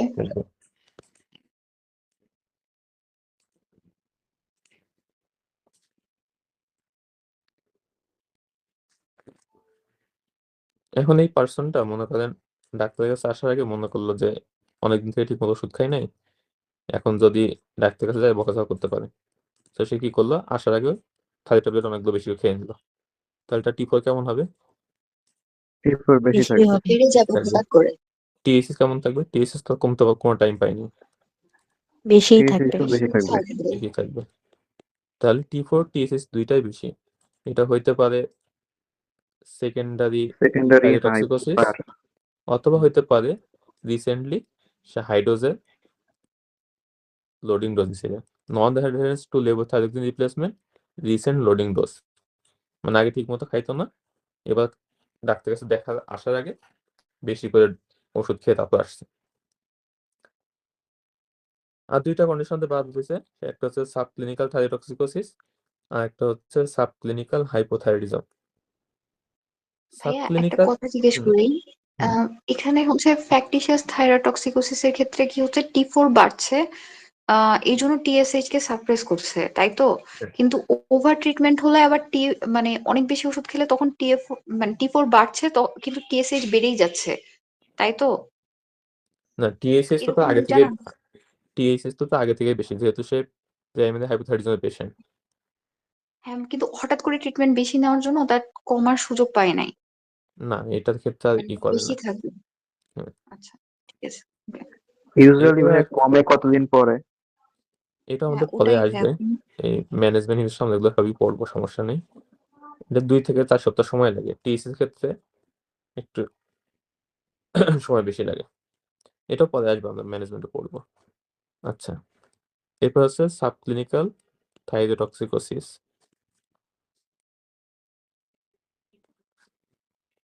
তাহলে থাইরোটক্সিকোসিস মানে এখানে T3T4 বেশি থাকবে নাকি কম থাকবে? বেশি থাকবে। বেশি থাকবে। বেশি। বেশি থাকবে। এইগুলোর ক্ষেত্রে T3T4 কি হয়, নর্মাল রেঞ্জের থেকে উপরে যায় না, এটা হচ্ছে আপার লিমিট অফ নর্মাল রেঞ্জে থাকে, মানে হচ্ছে নর্মাল বেশি আর কি। TSH-টা হচ্ছে লো হয়, তাহলে TSH চেঞ্জটা আগে আসে। তাহলে কোনো একটা পেশেন্টের TSH লো বা T3T4 নর্মাল, তাহলে এটা কি ইন্ডিকেট করে?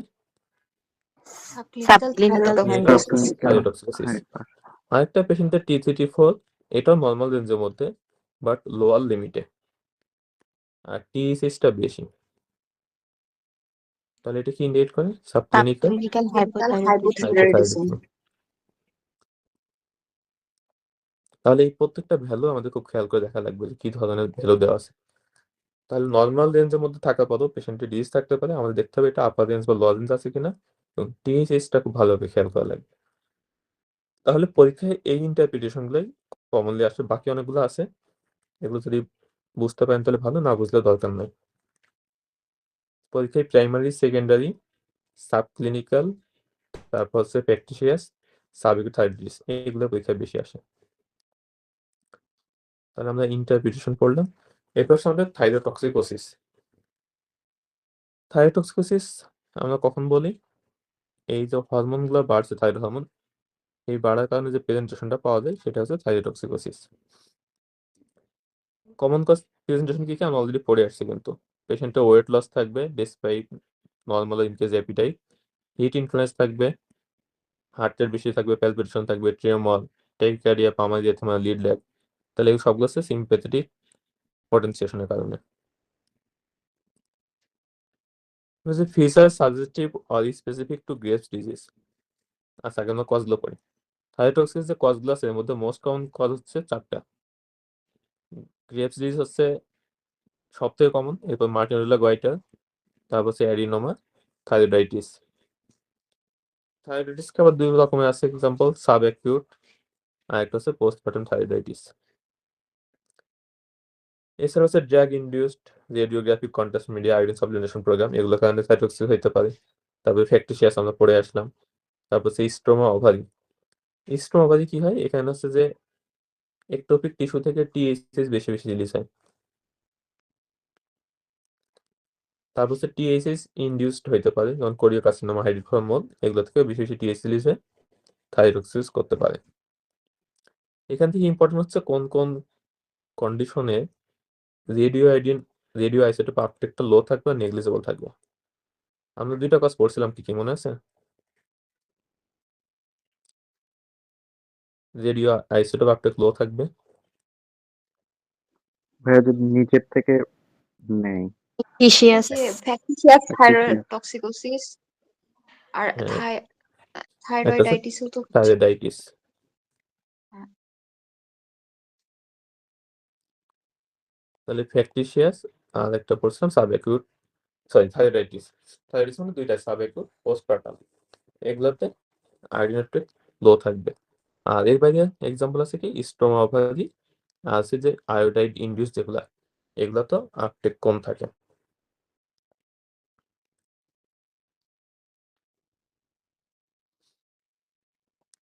এবার সেই feature suggestive of specific to Graves disease, এই প্রশ্নটা বেশ শীঘ্র পরীক্ষায় আসছে। তাহলে গ্রেভস ডিজিজ হচ্ছে most common cause of thyrotoxicosis, তো এটা ডিটেলস আমাদের পড়া লাগবে। তাহলে কোন কোন ফিচার থাকলে আমরা গ্রেভস ডিজিজ চিন্তা করবো?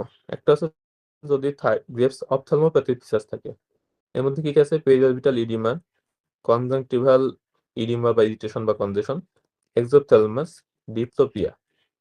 তারপর যদি প্রিটিবিয়াল মিক্সিডেমা থাকে, অথবা থাইরয়েড অ্যাক্রোপ্যাসি থাকে, যেটা দেখতাম ফিঙ্গার ক্লাবিং এর মতো, আর একটা হচ্ছে ডিফিউজ গয়টার উইথ ব্রুইং। তাহলে এই ফিচার্স গুলো থাকলে এটা ইন্ডিকেট করে যে মোস্ট লাইকলি কজ হচ্ছে গ্রেভস ডিজিজ। এর মধ্যে প্রিটিবিয়াল মিক্সিডেমা যেটা, সেটা কয়েকবার পরীক্ষায় সিঙ্গেল বেস্ট আসছে।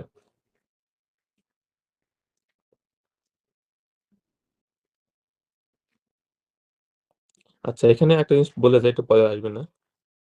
থাইরোটক্সিক পেশেন্টের lead lag and lead retraction থাকতে পারে। এটা যে কোনো থাইরয়েডটক্সিকোসিস পেশেন্টে থাকতে পারে। এই দুটো ফিচার গ্রেপসের জন্য স্পেসিফিক না। এটা গ্রেপসও থাকতে পারে, অন্য কাজে হলেও থাকতে পারে। তাহলে গ্রেপস অপথলমোপ্যাথির ফিচারগুলো কিন্তু আলাদা। এই 4টা পয়েন্ট মনে রাখতে হবে। এরপর হচ্ছে ইনভেস্টিগেশন। তাহলে থাইরয়েড ফাংশনের জন্য আমাদের ফার্স্ট ইনভেস্টিগেশন কি হবে? TSH T3, T4, TSH.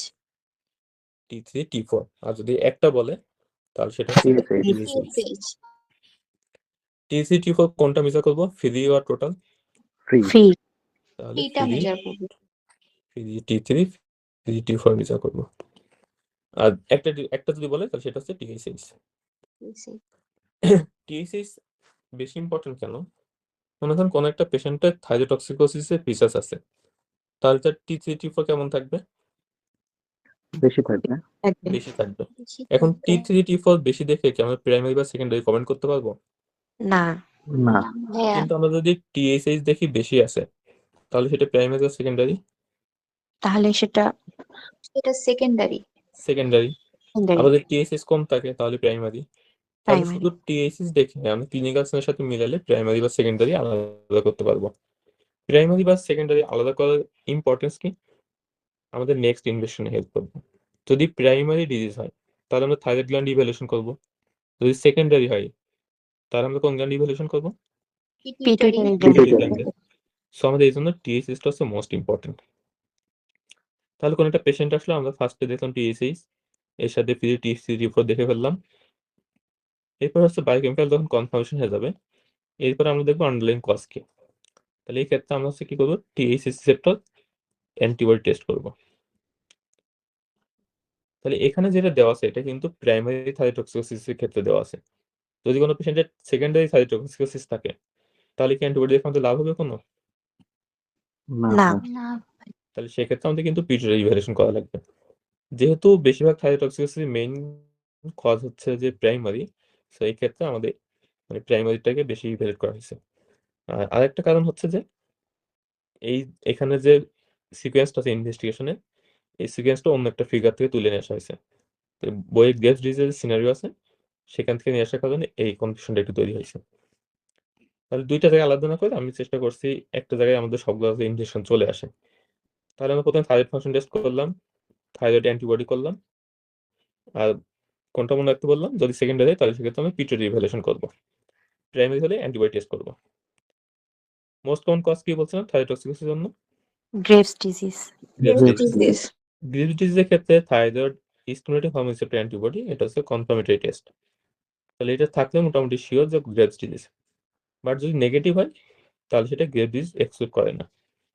তাহলে এটা সেনসিটিভ নাকি স্পেসিফিক ইনভেস্টিগেশন? সেনসিটিভ হলো তো। Sensitive specific. এটা হচ্ছে স্পেসিফিক। যেটা হচ্ছে এক্সক্লুড করতে হেল্প করে সেটা হচ্ছে সেনসিটিভিটি বেশি, আর যেটা কনফার্ম করতে হেল্প করে সেটা হচ্ছে স্পেসিফিক বেশি।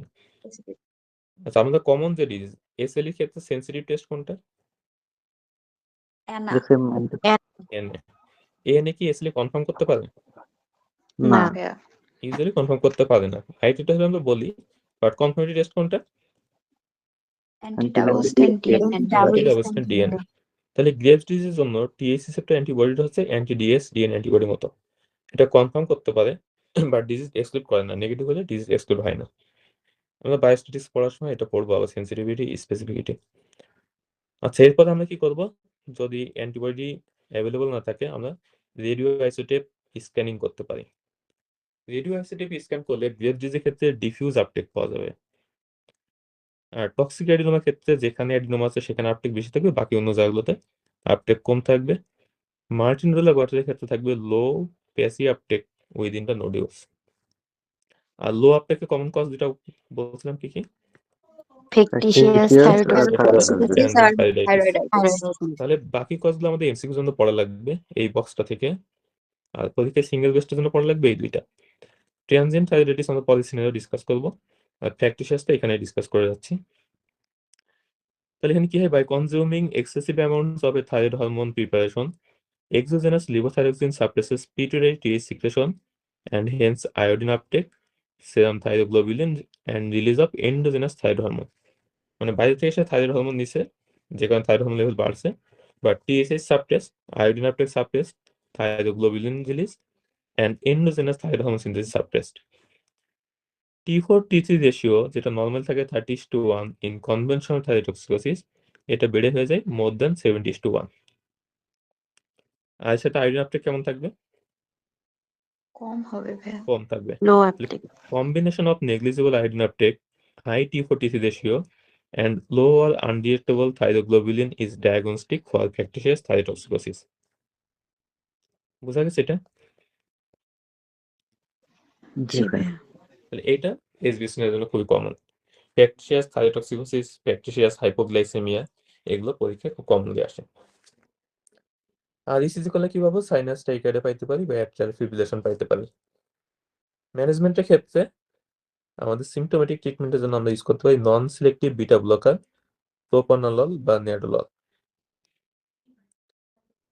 যদি কোনো পেশেন্টের বিটা ব্লকার কন্ট্রাইন্ডিকেটেড থাকে তাহলে সেক্ষেত্রে আমরা ভেরাপামিল ইউজ করতে পারি যদি অ্যাজমাটিক পেশেন্ট হয়। এই যে একটা ড্রাগ কন্ট্রাইন্ডিকেট হলে আরেকটা ড্রাগ ইউজ করি, এই জিনিসগুলো পরীক্ষার জন্য খুবই ইম্পর্টেন্ট। তাহলে ম্যানেজমেন্ট এফসিএস এর ডিটেলস আসে না, আমাদের যেটা পড়া লাগবে first line management. First line management contraindicated হলে সেকেন্ড লাইন আমরা কোন ড্রাগ ইউজ করবো এইটুকু পড়লে না। এসবিটির ক্ষেত্রে ফার্স্ট লাইন ড্রাগ কোনটা? ভলসেলভা ম্যানেজ। আচ্ছা, পরীক্ষায় প্রথমে কিন্তু তো ভলসেলভা। পরীক্ষায় প্রশ্ন খেয়াল করা খুবই ইম্পর্টেন্ট। আমি প্রশ্ন বলছি ফার্স্ট লাইন ড্রাগ কোনটা? অ্যাডিনোসিন। অ্যাডিনোসাইন। যদি আমি বলতাম ইনিশিয়াল ম্যানেজমেন্ট কোনটা, ড্রাগ না উল্লেখ করতাম, তখন কিন্তু ভালসালভা ম্যানোভার ভালসালভা তাহলে পরীক্ষার প্রশ্ন খুব খেয়াল করে দেখতে হবে যে প্রশ্ন আসলে কি চাইছে। তাহলে ফার্স্ট ড্রাগ হচ্ছে অ্যাডিনোসাইন। অ্যাডিনোসাইন কন্ট্রাইন্ডিকেশন কি পড়ছিলাম আমরা একটা? অ্যাজমাতে কন্ট্রাইন্ডিকেশন। অ্যাজমা থাকে। তাহলে অ্যাজমা থাকলে কি ড্রাগ ইউজ করব? ভেরাপামিল। ভেরাপামিল। তাহলে থাইরোটক্সিকোসিস ক্ষেত্রে আমাদের ফার্স্ট হচ্ছে বিটা ব্লকার, যদি অ্যাজমা থাকে তাহলে ভেরাপামিল। ভেরাপামিল। এরপর হচ্ছে অ্যাট্রিয়াল ফিব্রিলেশন আমরা পড়ে আসছিলাম, একটা ইম্পর্টেন্ট কজ পড়ছিলাম থাইরোটক্সিকোসিস। তাহলে সেটা এখানে ডিসকাস করা হয়েছে। সাবক্লিনিক্যাল বা থাইরোটক্সিকোসিস যেটা হোক, এক্ষেত্রে অ্যাট্রিয়াল ফিব্রিলেশন থাকতে পারে, এদের ক্ষেত্রে অ্যান্টিকোগুলেন্ট ড্রাগ দিতে হবে। এরপর হচ্ছে থাইরোটক্সিক ক্রাইসিস বা থাইরয়েড স্টর্ম। তাহলে এটা হচ্ছে life threatening complications of thyrotoxicosis. Presentation কিভাবে হবে?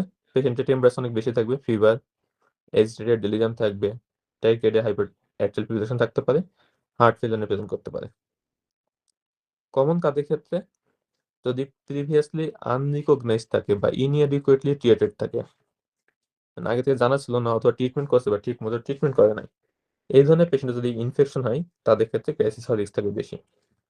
অথবা কোনো পেশেন্টের যদি প্রপার প্রিপারেশন ছাড়াই থাইরয়েডেক্টমি করা হয় অথবা রেডিওঅ্যাক্টিভ থেরাপি দেওয়া হয়, তাহলে এদের ক্ষেত্রে থাইরোটক্সিক ক্রাইসিসের রিস্ক থাকে বেশি। তাহলে এটা পরীক্ষায় সিঙ্গেল বেস্ট আসতে পারে, সেক্ষেত্রে এই ধরনের কোনো একটা ক্লু দেওয়া থাকবে। পেশেন্টের আগে থেকে ট্রিটমেন্ট ঠিক মতো পাচ্ছিল না, অথবা প্রিপারেশন ছাড়া সার্জারি করা হয়েছে, অথবা রেডিওঅ্যাক্টিভ থেরাপি পাইছে। এরপরে পেশেন্টটা এরকম হাই গ্রেড ফিভার সাথে এরকম ডিসওরিয়েন্টেশন নিয়ে প্রেজেন্ট করছে, তাহলে ডায়াগনোসিস কি হবে? Thyrotoxic thyrotoxicosis. এই ক্ষেত্রে ট্রিটমেন্ট হচ্ছে আমাদের ইনিশিয়ালি রিহাইড্রেশন করতে হবে এবং আইভি বিটা ব্লকার দিতে হবে। এটা হচ্ছে ফার্স্ট লাইন ট্রিটমেন্ট। আর পরীক্ষার সময় এমসিকিউ আসতে পারে যার কি কি অপশন আছে। তাহলে আমরা এই ক্ষেত্রে স্টেরয়েড দিতে পারি, তারপর রেডিওগ্রাফিক কন্ট্রাস্ট ইউজ করতে পারি, লোকাল সলিউশন ইউজ করতে পারি। আর এই ক্ষেত্রে অ্যান্টিথাইরয়েড ড্রাগ ইউজ করা হচ্ছে প্রোপাইল থাইরোইডাসিন।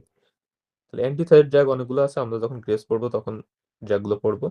তাহলে থাইরোটক্সিক ক্রাইসিসের ক্ষেত্রে আমাদের অ্যান্টিথাইরয়েড ড্রাগ কোনটা চয়েস করবে?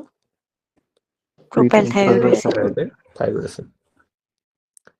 এর পাশে হাইপোথাইরয়েডিজম। থাইরোটক্সিসির ক্ষেত্রে মোস্ট কমন কজ কি ছিল? Graves disease. Graves disease. হাইপোথাইরয়েডিজমের ক্ষেত্রে মোস্ট কমন হচ্ছে হাশিমোটো থাইরয়েডিস। আর এরপরে কমন হচ্ছে যদি হাইড্রোজেনিক সার্জারি করা হয় বা রেডিওথেরাপি দেওয়া হয়।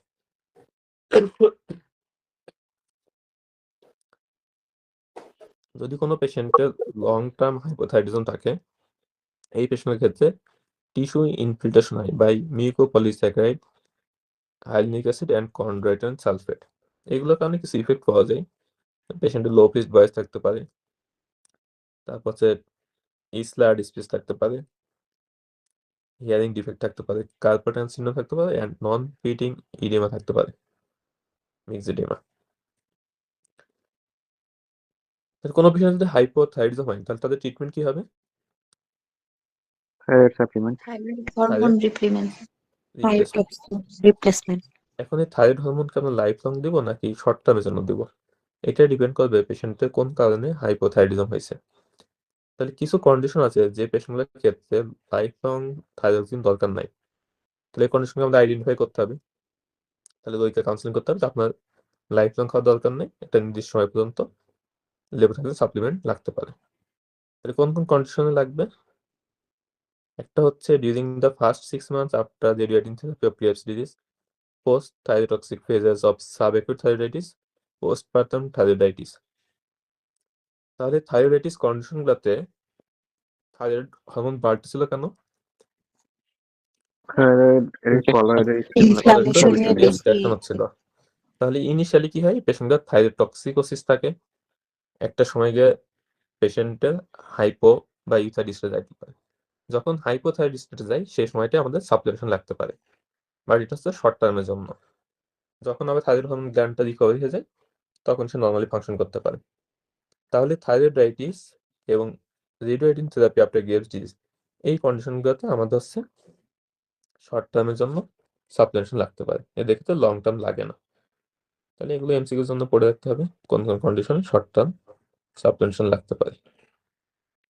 হাইপোথাইরয়েডিজমের কজে অনেকগুলো পয়েন্ট লেখা রয়েছে, সবগুলো আমাদের দরকার নেই। আমাদের জন্য সবথেকে ইম্পর্টেন্ট হচ্ছে হাশিমোটোস থাইরয়েডাইটিস, তারপর আয়ারটোজেনিকের মধ্যে যদি কোনো সার্জারি করা হয়, রেডিওঅ্যাক্টিভ আয়োডিন ইউজ করা হয়, তারপর হচ্ছে ড্রাগ কজগুলা। ড্রাগের মধ্যে কালমিয়াজল, মেথিমাজল এবং প্রোপাইল থাইরয়েড অ্যাসিড, এগুলো অ্যান্টি থাইরয়েড ড্রাগ, এগুলোর নাম সহজে মনে থাকবে। আমাদের এক্সট্রা মনে রাখা লাগবে হচ্ছে অ্যামাইডারন আর একটা হচ্ছে লিথিয়াম। তারপর হচ্ছে ট্রানজিয়েন্ট থাইরয়েডাইটিস, এর মধ্যে সাবঅ্যাকিউট থাইরয়েডাইটিস এবং পোস্টপার্টাম থাইরয়েডাইটিস। তাহলে এরা কিন্তু থাইরোটক্সিকোসিসও করতে পারে, হাইপোথাইরয়েডিজমও করতে পারে। অ্যামাইডারন থাইরোটক্সিকোসিস করতে পারে, হাইপো করতে পারে। বাকি যে কজগুলো সেগুলো একটু রিডিং করে দেখেন। ইনফিল্ট্রেটিভ কজটা ইম্পর্টেন্ট, অ্যামাইলোডোসিস, রিডালস থাইরয়েডাইটিস অ্যান্ড সার্কয়েডোসিস।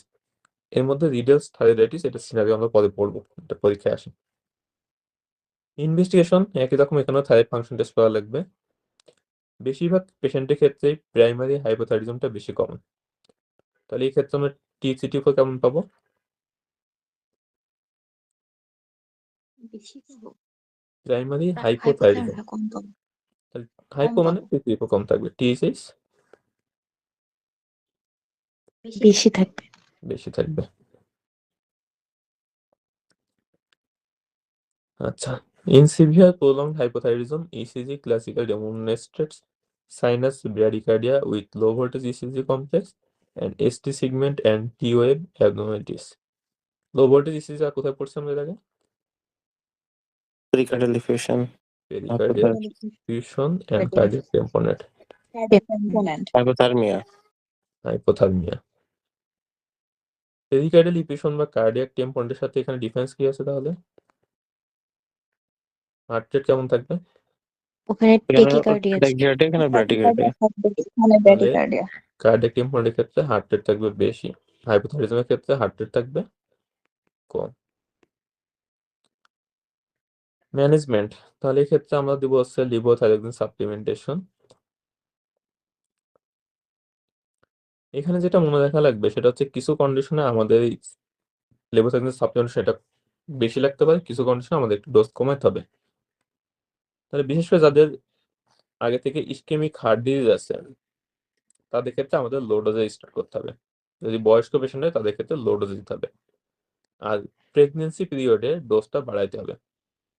এই দুইটা পরীক্ষায় প্রশ্ন আসে অনেক সময়, যে কোনো একটা বয়স্ক রোগী বা আগে থেকে ইসকেমিক হার্ট ডিজিজের পেশেন্ট হাইপোথাইরয়েডিজম ডায়াগনোসড হয়েছে, এদের ক্ষেত্রে ট্রিটমেন্ট কিভাবে শুরু করব? নর্মাল ডোজে, লো ডোজে নাকি হাই ডোজে?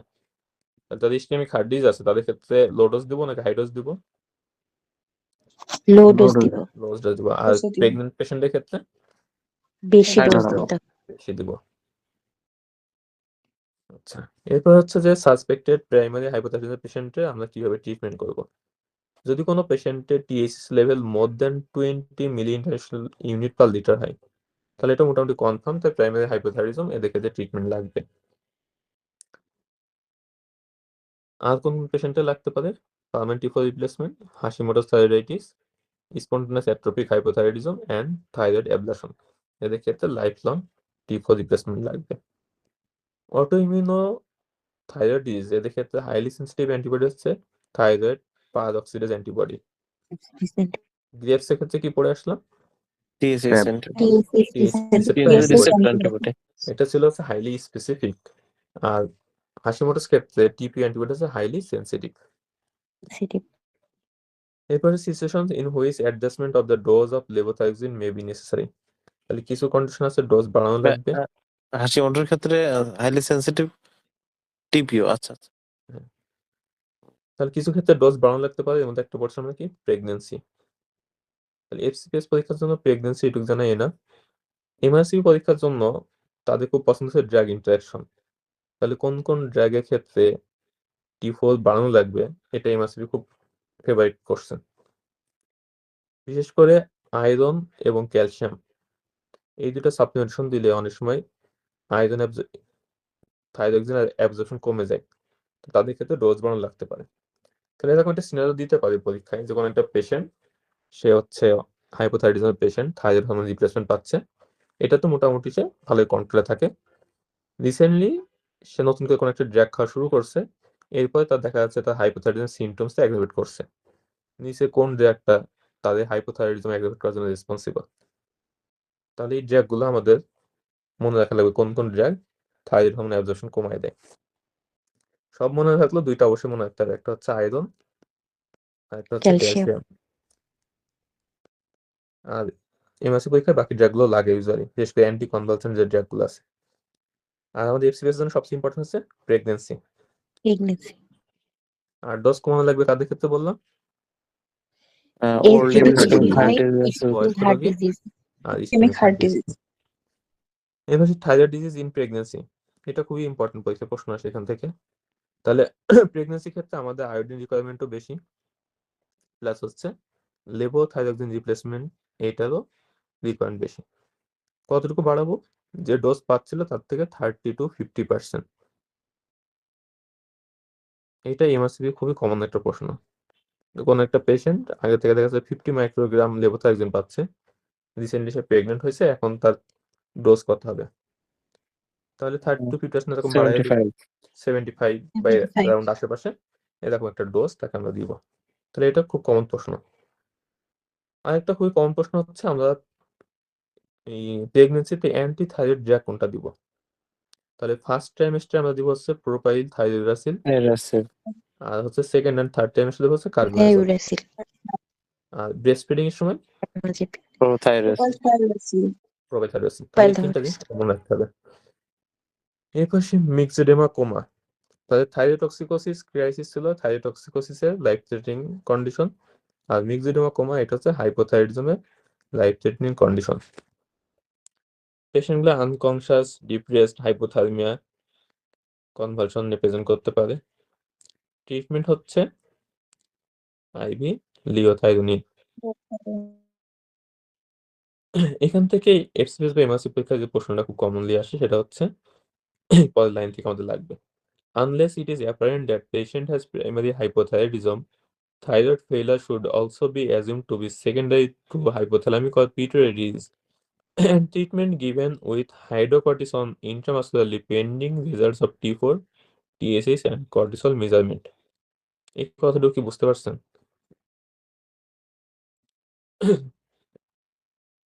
না। আচ্ছা, একটা পেশেন্টের মনে করেন হাইপোথাইরয়েডিজম ফিচার্স আছে, তার মধ্যে T3, T4 কম, পেশেন্টের বিপি কম, টেম্পারেচার কম, পেশেন্টের কোল্ড পেরিফেরি আছে, পেশেন্টটা হয়তো একটু ওয়েট গেইন আছে, ফেসটা দেখে মনে হচ্ছে থাইরয়েড হাইপোথাইরয়েডিজম ফেসের মতো। তাহলে হাইপোথাইরয়েডিজম কি কারণে হতে পারে? প্রাইমারি হতে পারে, সেকেন্ডারি হতে পারে। এখন একটা পেশেন্ট হাইপোথাইরয়েডিজম নিয়ে আসছে, আমি তো জানি না তার কি প্রাইমারি নাকি সেকেন্ডারি। মনে করেন কোন একটা পেশেন্টের সেকেন্ডারি হাইপোথাইরয়েডিজম আছে, তাহলে প্রবলেম কোথায়? পিটিটাইতে পিটুইটারি এইতে। তাহলে তো সমস্যা কি হইতেছে? TSH কম রিলিজ হচ্ছে, যে কারণে T3 T4 কম রিলিজ হচ্ছে। যে পেশেন্টের হাইপোপিটুইটারিজম আছে, এই পেশেন্টের তো ACTH ও কম রিলিজ হইতে পারে না? জি ACTH হতে পারে। ACTH কই থেকে রিলিজ হয়? পিটুইটারি থেকে। ACTH যদি কম রিলিজ হয় তাহলে তার কর্টিসল রিলিজ কেমন হবে? কমে যাবে কমে যাবে। তাহলে তার কর্টিসলও কম। এখন আমি জানি না যে তার প্রাইমারি নাকি সেকেন্ডারি। আমি কি করলাম? তাকে লিওথাইরোনিন বা থাইরক্সিন সাপ্লিমেন্টেশন দিয়ে দিলাম। থাইরক্সিন দিলে কি হবে? মেটাবলিজম বাড়বে নাকি কমবে? বাড়বে। বাড়বে মেটাবলিজম বাড়বে। তাহলে এদের ক্ষেত্রে কর্টিসল মেটাবলিজম কেমন হবে? বেশি হবে বেশি হবে। বেড়ে যাবে। এই পেশেন্টে এমনিতে কর্টিসল কেমন ছিল? কম ছিল। এখন যদি মেটাবলিজম আরো বেড়ে যায় তাহলে কি হবে কর্টিসল? আরো কমে যাবে। আরো কমে তাহলে যাবে এই পেশেন্টটার adrenal adrenal crisis crisis develop করতে পারে। এইটাই বলা হয়েছে, যদি কোনো পেশেন্টের আমার জানা না থাকে এটা প্রাইমারি নাকি সেকেন্ডারি, তাহলে এই পেশেন্টের ক্ষেত্রে আগে আমরা আইভি হাইড্রোকর্টিসন দিব যদি ইমার্জেন্সি ট্রিটমেন্ট লাগে। এরপরে আছে আমরা থাইরক্সিন সাপ্লিমেন্টেশন দিব। এখন বোঝা গেছে? কি ভাইয়া? আচ্ছা, এই কথাটা এখানে বলা হয়েছে। তাহলে আবার পড়ি। Unless it is apparent that patient has primary hypothyroidism, thyroid failure should also be assumed to be secondary to hypothalamic or pituitary disease. And treatment given with hydrocortisone intramuscular pending results of T4, TSH and cortisol measurement. তাহলে এই প্রশ্নটা পরীক্ষা খুব commonly আসে। সেখানে কিছু clue দেওয়া যায় যে কোনো একটা পেশেন্ট আসছে, এরকম হাইপোথাইরয়েডিজম ফিচার্স আছে, এর সাথে পেশেন্টের দেখা যাচ্ছে ইলেক্ট্রোলাইটস কম, পোস্টাল হাইপোটেনশন আছে।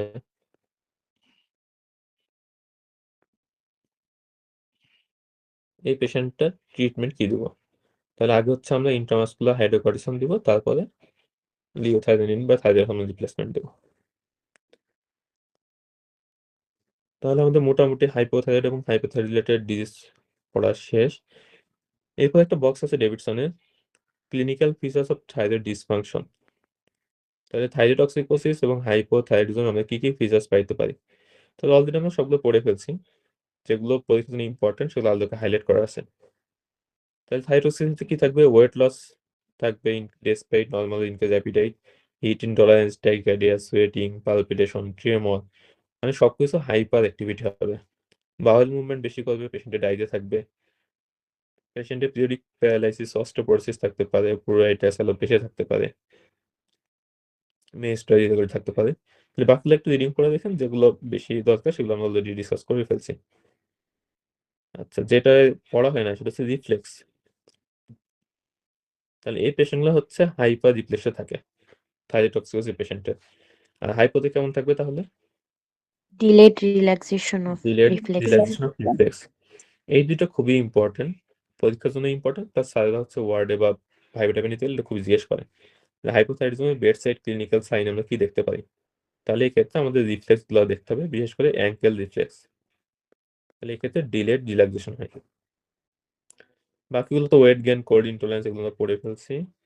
আচ্ছা, হাইপোথাইরয়েডিজমের ক্ষেত্রে আরেকটা লাগবে, এদের ক্ষেত্রে অ্যাসাইটিস, পেরিকার্ডাল ইফিউশন, প্লুরাল ইফিউশন এগুলো হতে পারে। এটা কি হাই স্যাগ হবে নাকি লো স্যাগ হবে? এটা লো স্যাগ হবে। লো স্যাগ অ্যাসাইটিস। আচ্ছা, আরেকটা জিনিস পড়া লাগবে, সেটা হচ্ছে থাইরয়েডক্সিসের ক্ষেত্রে ইজিলি গাইনোকোমেশিয়া থাকে, আর হাইপোথাইরয়েডিজমের ক্ষেত্রে গ্যালাক্টোরিয়া থাকে। এটা আমরা পরে পড়বো কেন হয়। এই গ্যালাক্টোরিয়াটা হয় মেইনলি প্রাইমারি হাইপোথাইরয়েডিজমের ক্ষেত্রে। গ্যালাক্টোরিয়া এবং গাইনোকোমেশিয়া এটা হচ্ছে এন্ডোক্রাইনের লাস্টের দিকে আসবে, আমরা তখন ডিসকাস করবো। বাকিগুলো আমরা সব মোটামুটি পড়ে ফেলছি। Non specific laboratory features in thyroid dysfunction, এটা আসলে তেমন কোনো সিগনিফিকেন্স নাই, তারপর পরীক্ষা অনুসারে এমসিকিউ আসে। এখান থেকে দুইটা জিনিস পড়ে রাখতে পারেন, থাইরয়েডক্সিসের ক্ষেত্রে মাইল্ড হাইপোক্যালসিমিয়া থাকে, আর হাইপোথাইরয়েডিজমের ক্ষেত্রে হাইপোন্যাট্রিমিয়া থাকতে পারে। বাকি কোনটাতে কোন এনজাইম চেঞ্জ হয় এটা অনেক সময় পরীক্ষায় আসে। আচ্ছা, হাইপোথাইরয়েডিজমের ক্ষেত্রে যে হাইপোন্যাট্রিমিয়া হয় এটা হচ্ছে এডিএইচ রিলেটেড। তাহলে এখানে কোন ধরনের হাইপোনাট্রিয়া হবে? ইউভলিমিক ইউভলিমিক হাইপোনাট্রিমিয়া হবে। ইউ তাহলে ইউভলিমিক হাইপোনাট্রিমিয়া আমরা দুইটা কজ পড়লাম। কি পড়লাম? সিয়াদ সিয়াদ আর ইয়াদ হচ্ছে আর একটা হচ্ছে হাইপোথাইরয়েডিজম। হাইপোথাইরয়েডিজম।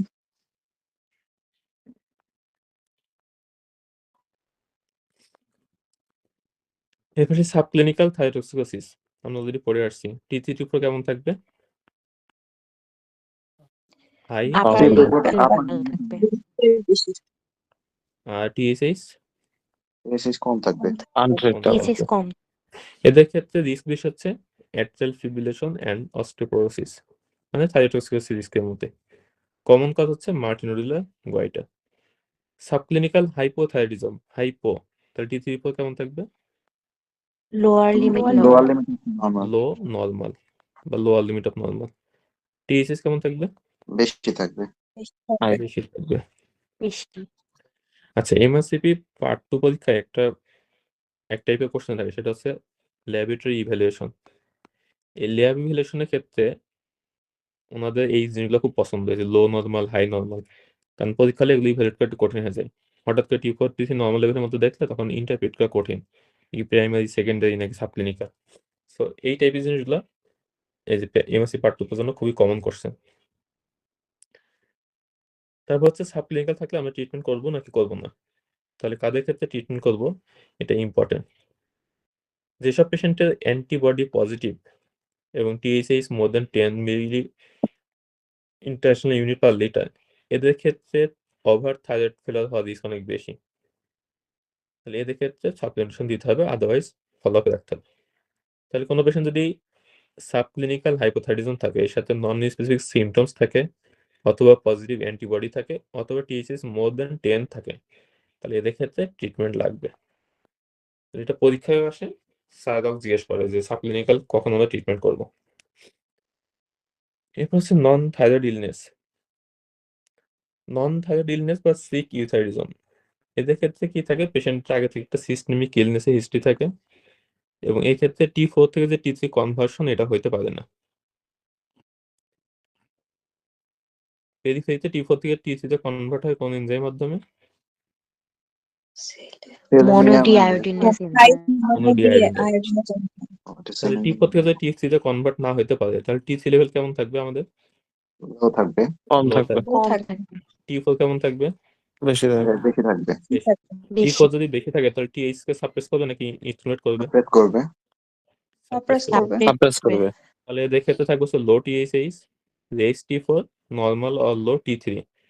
কাদের ক্ষেত্রে হবে? In a patient with systemic illness who does not have clinical evidence of thyroid disease. কেন হয়? Due to decreased peripheral conversion of T4 to T3. তাহলে এই ধরনের পেশেন্টের কি থাকবে? একটা হিস্ট্রি থাকবে যে পেশেন্টের নিউমোনিয়া আছে বা কোনো রেসপিরেটরি ইনফেকশন বা অন্য কোনো ইনফেকশন আছে, পেশেন্টের থাইরয়েড ফাংশন টেস্ট করে দেখা গেছে টিএসএইচ লো, টি4 বেশি, টি3 লো, পেশেন্টের কোনো এই থাইরয়েডক্সিকোসিস কোনো ফিচার্স নাই, মোস্ট লাইকলি ডায়াগনোসিস কি? তাহলে অ্যান্সার কি হবে? নন থাইরয়েড ইলনেস বা সিক থাইরয়েডিজম। তাহলে এই সিনারিও পরীক্ষা কমনলি আসতে পারে। এরপর হচ্ছে থাইরয়েড লাম্প বা সোয়েলিং। তাহলে কি কি কারণে থাইরয়েড গ্ল্যান্ড এনলার্জ হতে পারে? একটা হচ্ছে ডিফিউজ গয়টা হতে পারে, আর একটা হচ্ছে সলিটরি নোডুল থাকতে পারে। জাস্ট একটু রিডিং করে নিন এখান থেকে। ডিফিউজ গয়টার সাথে যদি ব্রুই থাকে তাহলে ডায়াগনোসিস কি? Graves disease. Graves disease. এখান থেকে আমাদের কয়েকবার প্রশ্ন আসতে পারে, what are the causes of diffuse goitre বা what are the causes of solitary nodule. আর একটা আসতে পারে what are the causes of tender goitre. Tender বা পেইনফুল গয়টার এক্সাম্পল হচ্ছে saturated thyroiditis, transient thyroiditis and হিডাস থাইরয়েডাইটিস। এখানে কিন্তু হাশিমোটোস থাইরয়েডাইটিস নাই, হাশিমোটোস কিন্তু পেইনলেস। হুম। আরেকটা প্রশ্ন আসতে পারে যে কোন কোন গয়টার ট্রিটমেন্ট করলে ভালো হয়ে যায়। তাহলে হাশিমোটো, আয়োডিন ডেফিসিয়েন্সি এন্ড ডিসহোমোজেনেসিস, এদের ট্রিটমেন্ট করলে গয়টা ইমপ্রুভ করতে পারে বা শ্রিঙ্কেজ করতে পারে। তাহলে দুইটা আলাদা করে পড়া লাগবে, টেন্ডার আর একটা হচ্ছে কোনটা কোনটা ট্রিটমেন্ট করলে ভালো হয়ে যায়।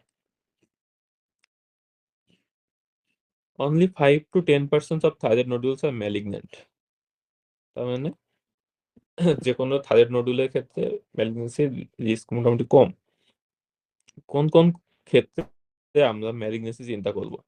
ফার্স্ট হচ্ছে presenting in childhood or adolescence, particularly with past history of head and neck irradiation. Older patient, cervical lymphadenopathy. সবচেয়ে ইম্পর্টেন্ট হচ্ছে লিম্ফেডেনোপ্যাথি। তাহলে কোনো পেশেন্টের যদি থাইরয়েড সোয়েলিং থাকে, এর সাথে লিম্ফ নোড থাকে, অথবা পেশেন্টের যদি কোনো রেডিওথেরাপি বা হিস্ট্রি থাকে, অথবা বয়স্ক পেশেন্ট হয়, তাদের ক্ষেত্রে রিস্ক বেশি। সেকেন্ডারি ডিপোজিট হইতে পারে কোন কোন জায়গা থেকে? Renal, breast and lung carcinoma.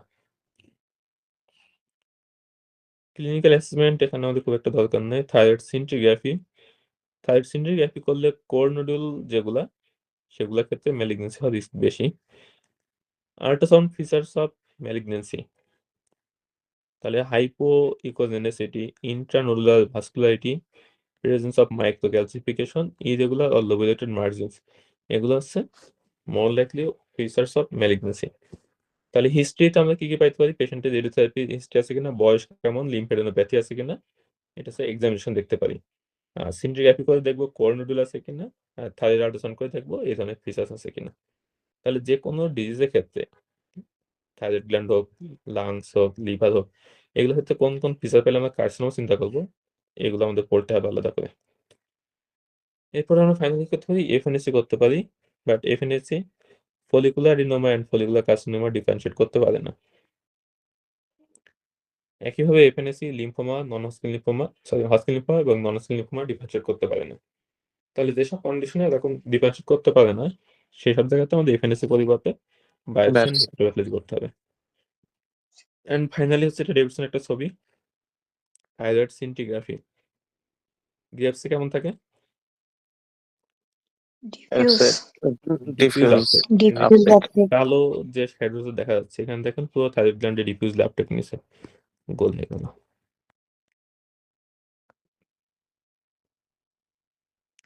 তারপর হচ্ছে টক্সিক মার্জিনুলা গয়টার, এটা ক্ষেত্রে কেমন থাকবে? নোডিউলার Patchy হ্যাঁ। uptake. Patchy uptake. Patchy uptake. Patchy toxic তো এডেনোমার ক্ষেত্রে দেখেন একটা জায়গায় আপটেক বেশি নিচ্ছে, নোডিউল বাকিগুলাতে আপটেক নেয়নি। আর ফার্স্ট ছবিটা দেখেন আপটেক নেই। আর্টেরিয়াল বলে তাই তো? তাই লো আপটেক কি বলছিলাম? ট্রানজিয়েন্ট ট্রানজিয়েন্ট থাইরয়েড এক্সট্রা বা এক্সট্রা থাইরয়েডাল T4 সোর্স। তাহলে এক্সট্রা থাইরয়েডের মধ্যে একটা ছিল হচ্ছে ফ্যাকটিসিয়াস, একটা ছিল হচ্ছে স্ট্রোমা ওভারি। আচ্ছা, স্ট্রোমা ওভারিতে ওখানে আমরা একটা জিনিস ভুল বলছি, স্ট্রোমাতে টিএসি বেশি দিলে জানি। স্ট্রোমা ওভারিতে কি থাকে? থাইরয়েড টিস্যু থাকে, একটোপিক থাইরয়েড টিস্যু। সেখান থেকে কি হয়? এই থাইরয়েড হরমোন রিলিজ হয়। তাহলে একটোপিক সোর্স থেকে যখন হরমোন রিলিজ হবে, এই হরমোনটা কি করবে? টিএসএস কে সাপ্রেস করবে নাকি স্টিমুলেট করবে? সাপ্রেস করবে। সাপ্রেস করবে, যেহেতু ব্লাডে Suppress. থাইরয়েড হরমোন বেশি। টিএসএস যখন সাপ্রেস হবে, থাইরয়েড গ্ল্যান্ডে তখন আয়োডিন আপটেক তাহলে কি হবে? কমে যাবে। কমে যাবে। যাবে তাহলে ফ্যাকটিসিয়াস থাইরোটক্সিকোসিস বা এক্সট্রা থাইরয়েড T4 সোর্স থেকে যদি আসে, বা ট্রানজিয়েন্ট থাইরয়েডাইটিস হয়, এই সবগুলোতে হচ্ছে লো আপটেক হবে, যদি একটা মানে মেকানিজম একটা হবে। তাহলে লো আপটেক খুবই ইম্পর্টেন্ট, তারপরে ডিফিউজ আপটেকও ইম্পর্টেন্ট, প্যাসিভ আপটেকও ইম্পর্টেন্ট। আর এইগুলো যে ছবি দেওয়া আছে, এই ছবিটা এমএসসি পার্ট 2 পরীক্ষাতে আসে। এটা থাইরোটক্সিকোসিস সিনারি দিয়ে দিবে, T3 T4 বেশি আছে, TSH কম আছে, এরপরে দেখো একটা ছবি দিয়ে দিবে, দিয়ে বলবে ডায়াগনোসিস কি। তাহলে এটা ডেভিডসনের ছবি দেখে রাখতে হবে। ভাইয়া ওকে, টক্সিক অ্যাডেনোমাটা কি ধরনের আপটেক? এটা কি মানে নোডিউল নাকি? এটা হচ্ছে সলিটারি, যে জায়গাটাতে থাকবে শুধু ওই জায়গাটাতে আপটেক হবে, আর কোথাও আপটেক থাকবে না। আর মাল্টিনোডিউলারটা প্যাচি বলবো নাকি? টক্সিক অ্যাডেনোমাতে সিঙ্গেল নডিউল, তাহলে এখানে সিঙ্গেল জায়গায় আপটেক হবে। মাল্টিনোডিউলার গয়টাতে মাল্টিপল নডিউল আছে, সো মাল্টিপল জায়গাতে প্যাচি আপটেক হবে। আর গ্রেফ ডিজ পুরোটাই এটা ডিফিউজ আপটেক হবে। ডিফিউজ, হ্যাঁ ঠিক। কারো কোনো প্রশ্ন আছে? ভাইয়া, হ্যাঁ। প্রেগন্যান্সির ক্ষেত্রে একটা কথা বললেন না যে 30 to 50% আর্লি প্রেগন্যান্সিতে বাড়াইতে হয়। হ্যাঁ। এখন ধরেন কোনো পেশেন্ট আমি এরকম পাইলাম যে হচ্ছে সে প্রথমের দিকে এরকম 50 খেয়ে তার ঠিক ছিল, পরবর্তীতে আর্লি প্রেগনেন্সিতে আমার কাছে অ্যাপিয়ার করছে, তো হঠাৎ করে আমি দেখতেছি যে হচ্ছে একটু বেশি বেড়ে গেছে। হুম। তো তখন ক্ষেত্রে কি আমি এক জাম্পে 50% বাড়াইতে পারবো না গ্রাজুয়ালি বাড়াইতে হবে? না, এখানে হচ্ছে 30 to 50%, এটা যে কোনোটাতে আপনি বাড়াইতে পারেন, পেশেন্টের উপর ডিপেন্ড করে। ইউজুয়ালি 50%টাই কমনলি বাড়ানো দেখছি আর কি। আচ্ছা ভাই। আর কোনো প্রশ্ন? আচ্ছা, প্রথম ফিজিওলজিটা যদি বুঝতে পারেন তাহলে আমাদের বাকি এন্ডোক্রাইন কিন্তু খুব সহজে পড়া হয়ে যাবে আর কি। এন্ডোক্রাইন হচ্ছে একটা ম্যাথের মতো আর কি, বিভিন্ন ইকুয়েশন দেওয়া থাকবে, আপনাকে বুঝতে হবে আর কি কোনটা সমস্যা কোন জায়গায়। তাহলে ফার্স্ট অংশটুকু এটা বোঝাটা খুবই ইম্পর্টেন্ট, কোন হরমোন কার উপর কাজ করতেছে, কিভাবে কাজ করতেছে এবং ফিডব্যাক মেকানিজমটা। ওকে, ঠিক আছে, তাহলে আজকে ক্লাস এই পর্যন্তই। আল্লাহ হাফেজ। আসসালামু আলাইকুম। আসসালামু আলাইকুম। আসসালামু আলাইকুম। আসসালামু আলাইকুম। আসসালামু আলাইকুম।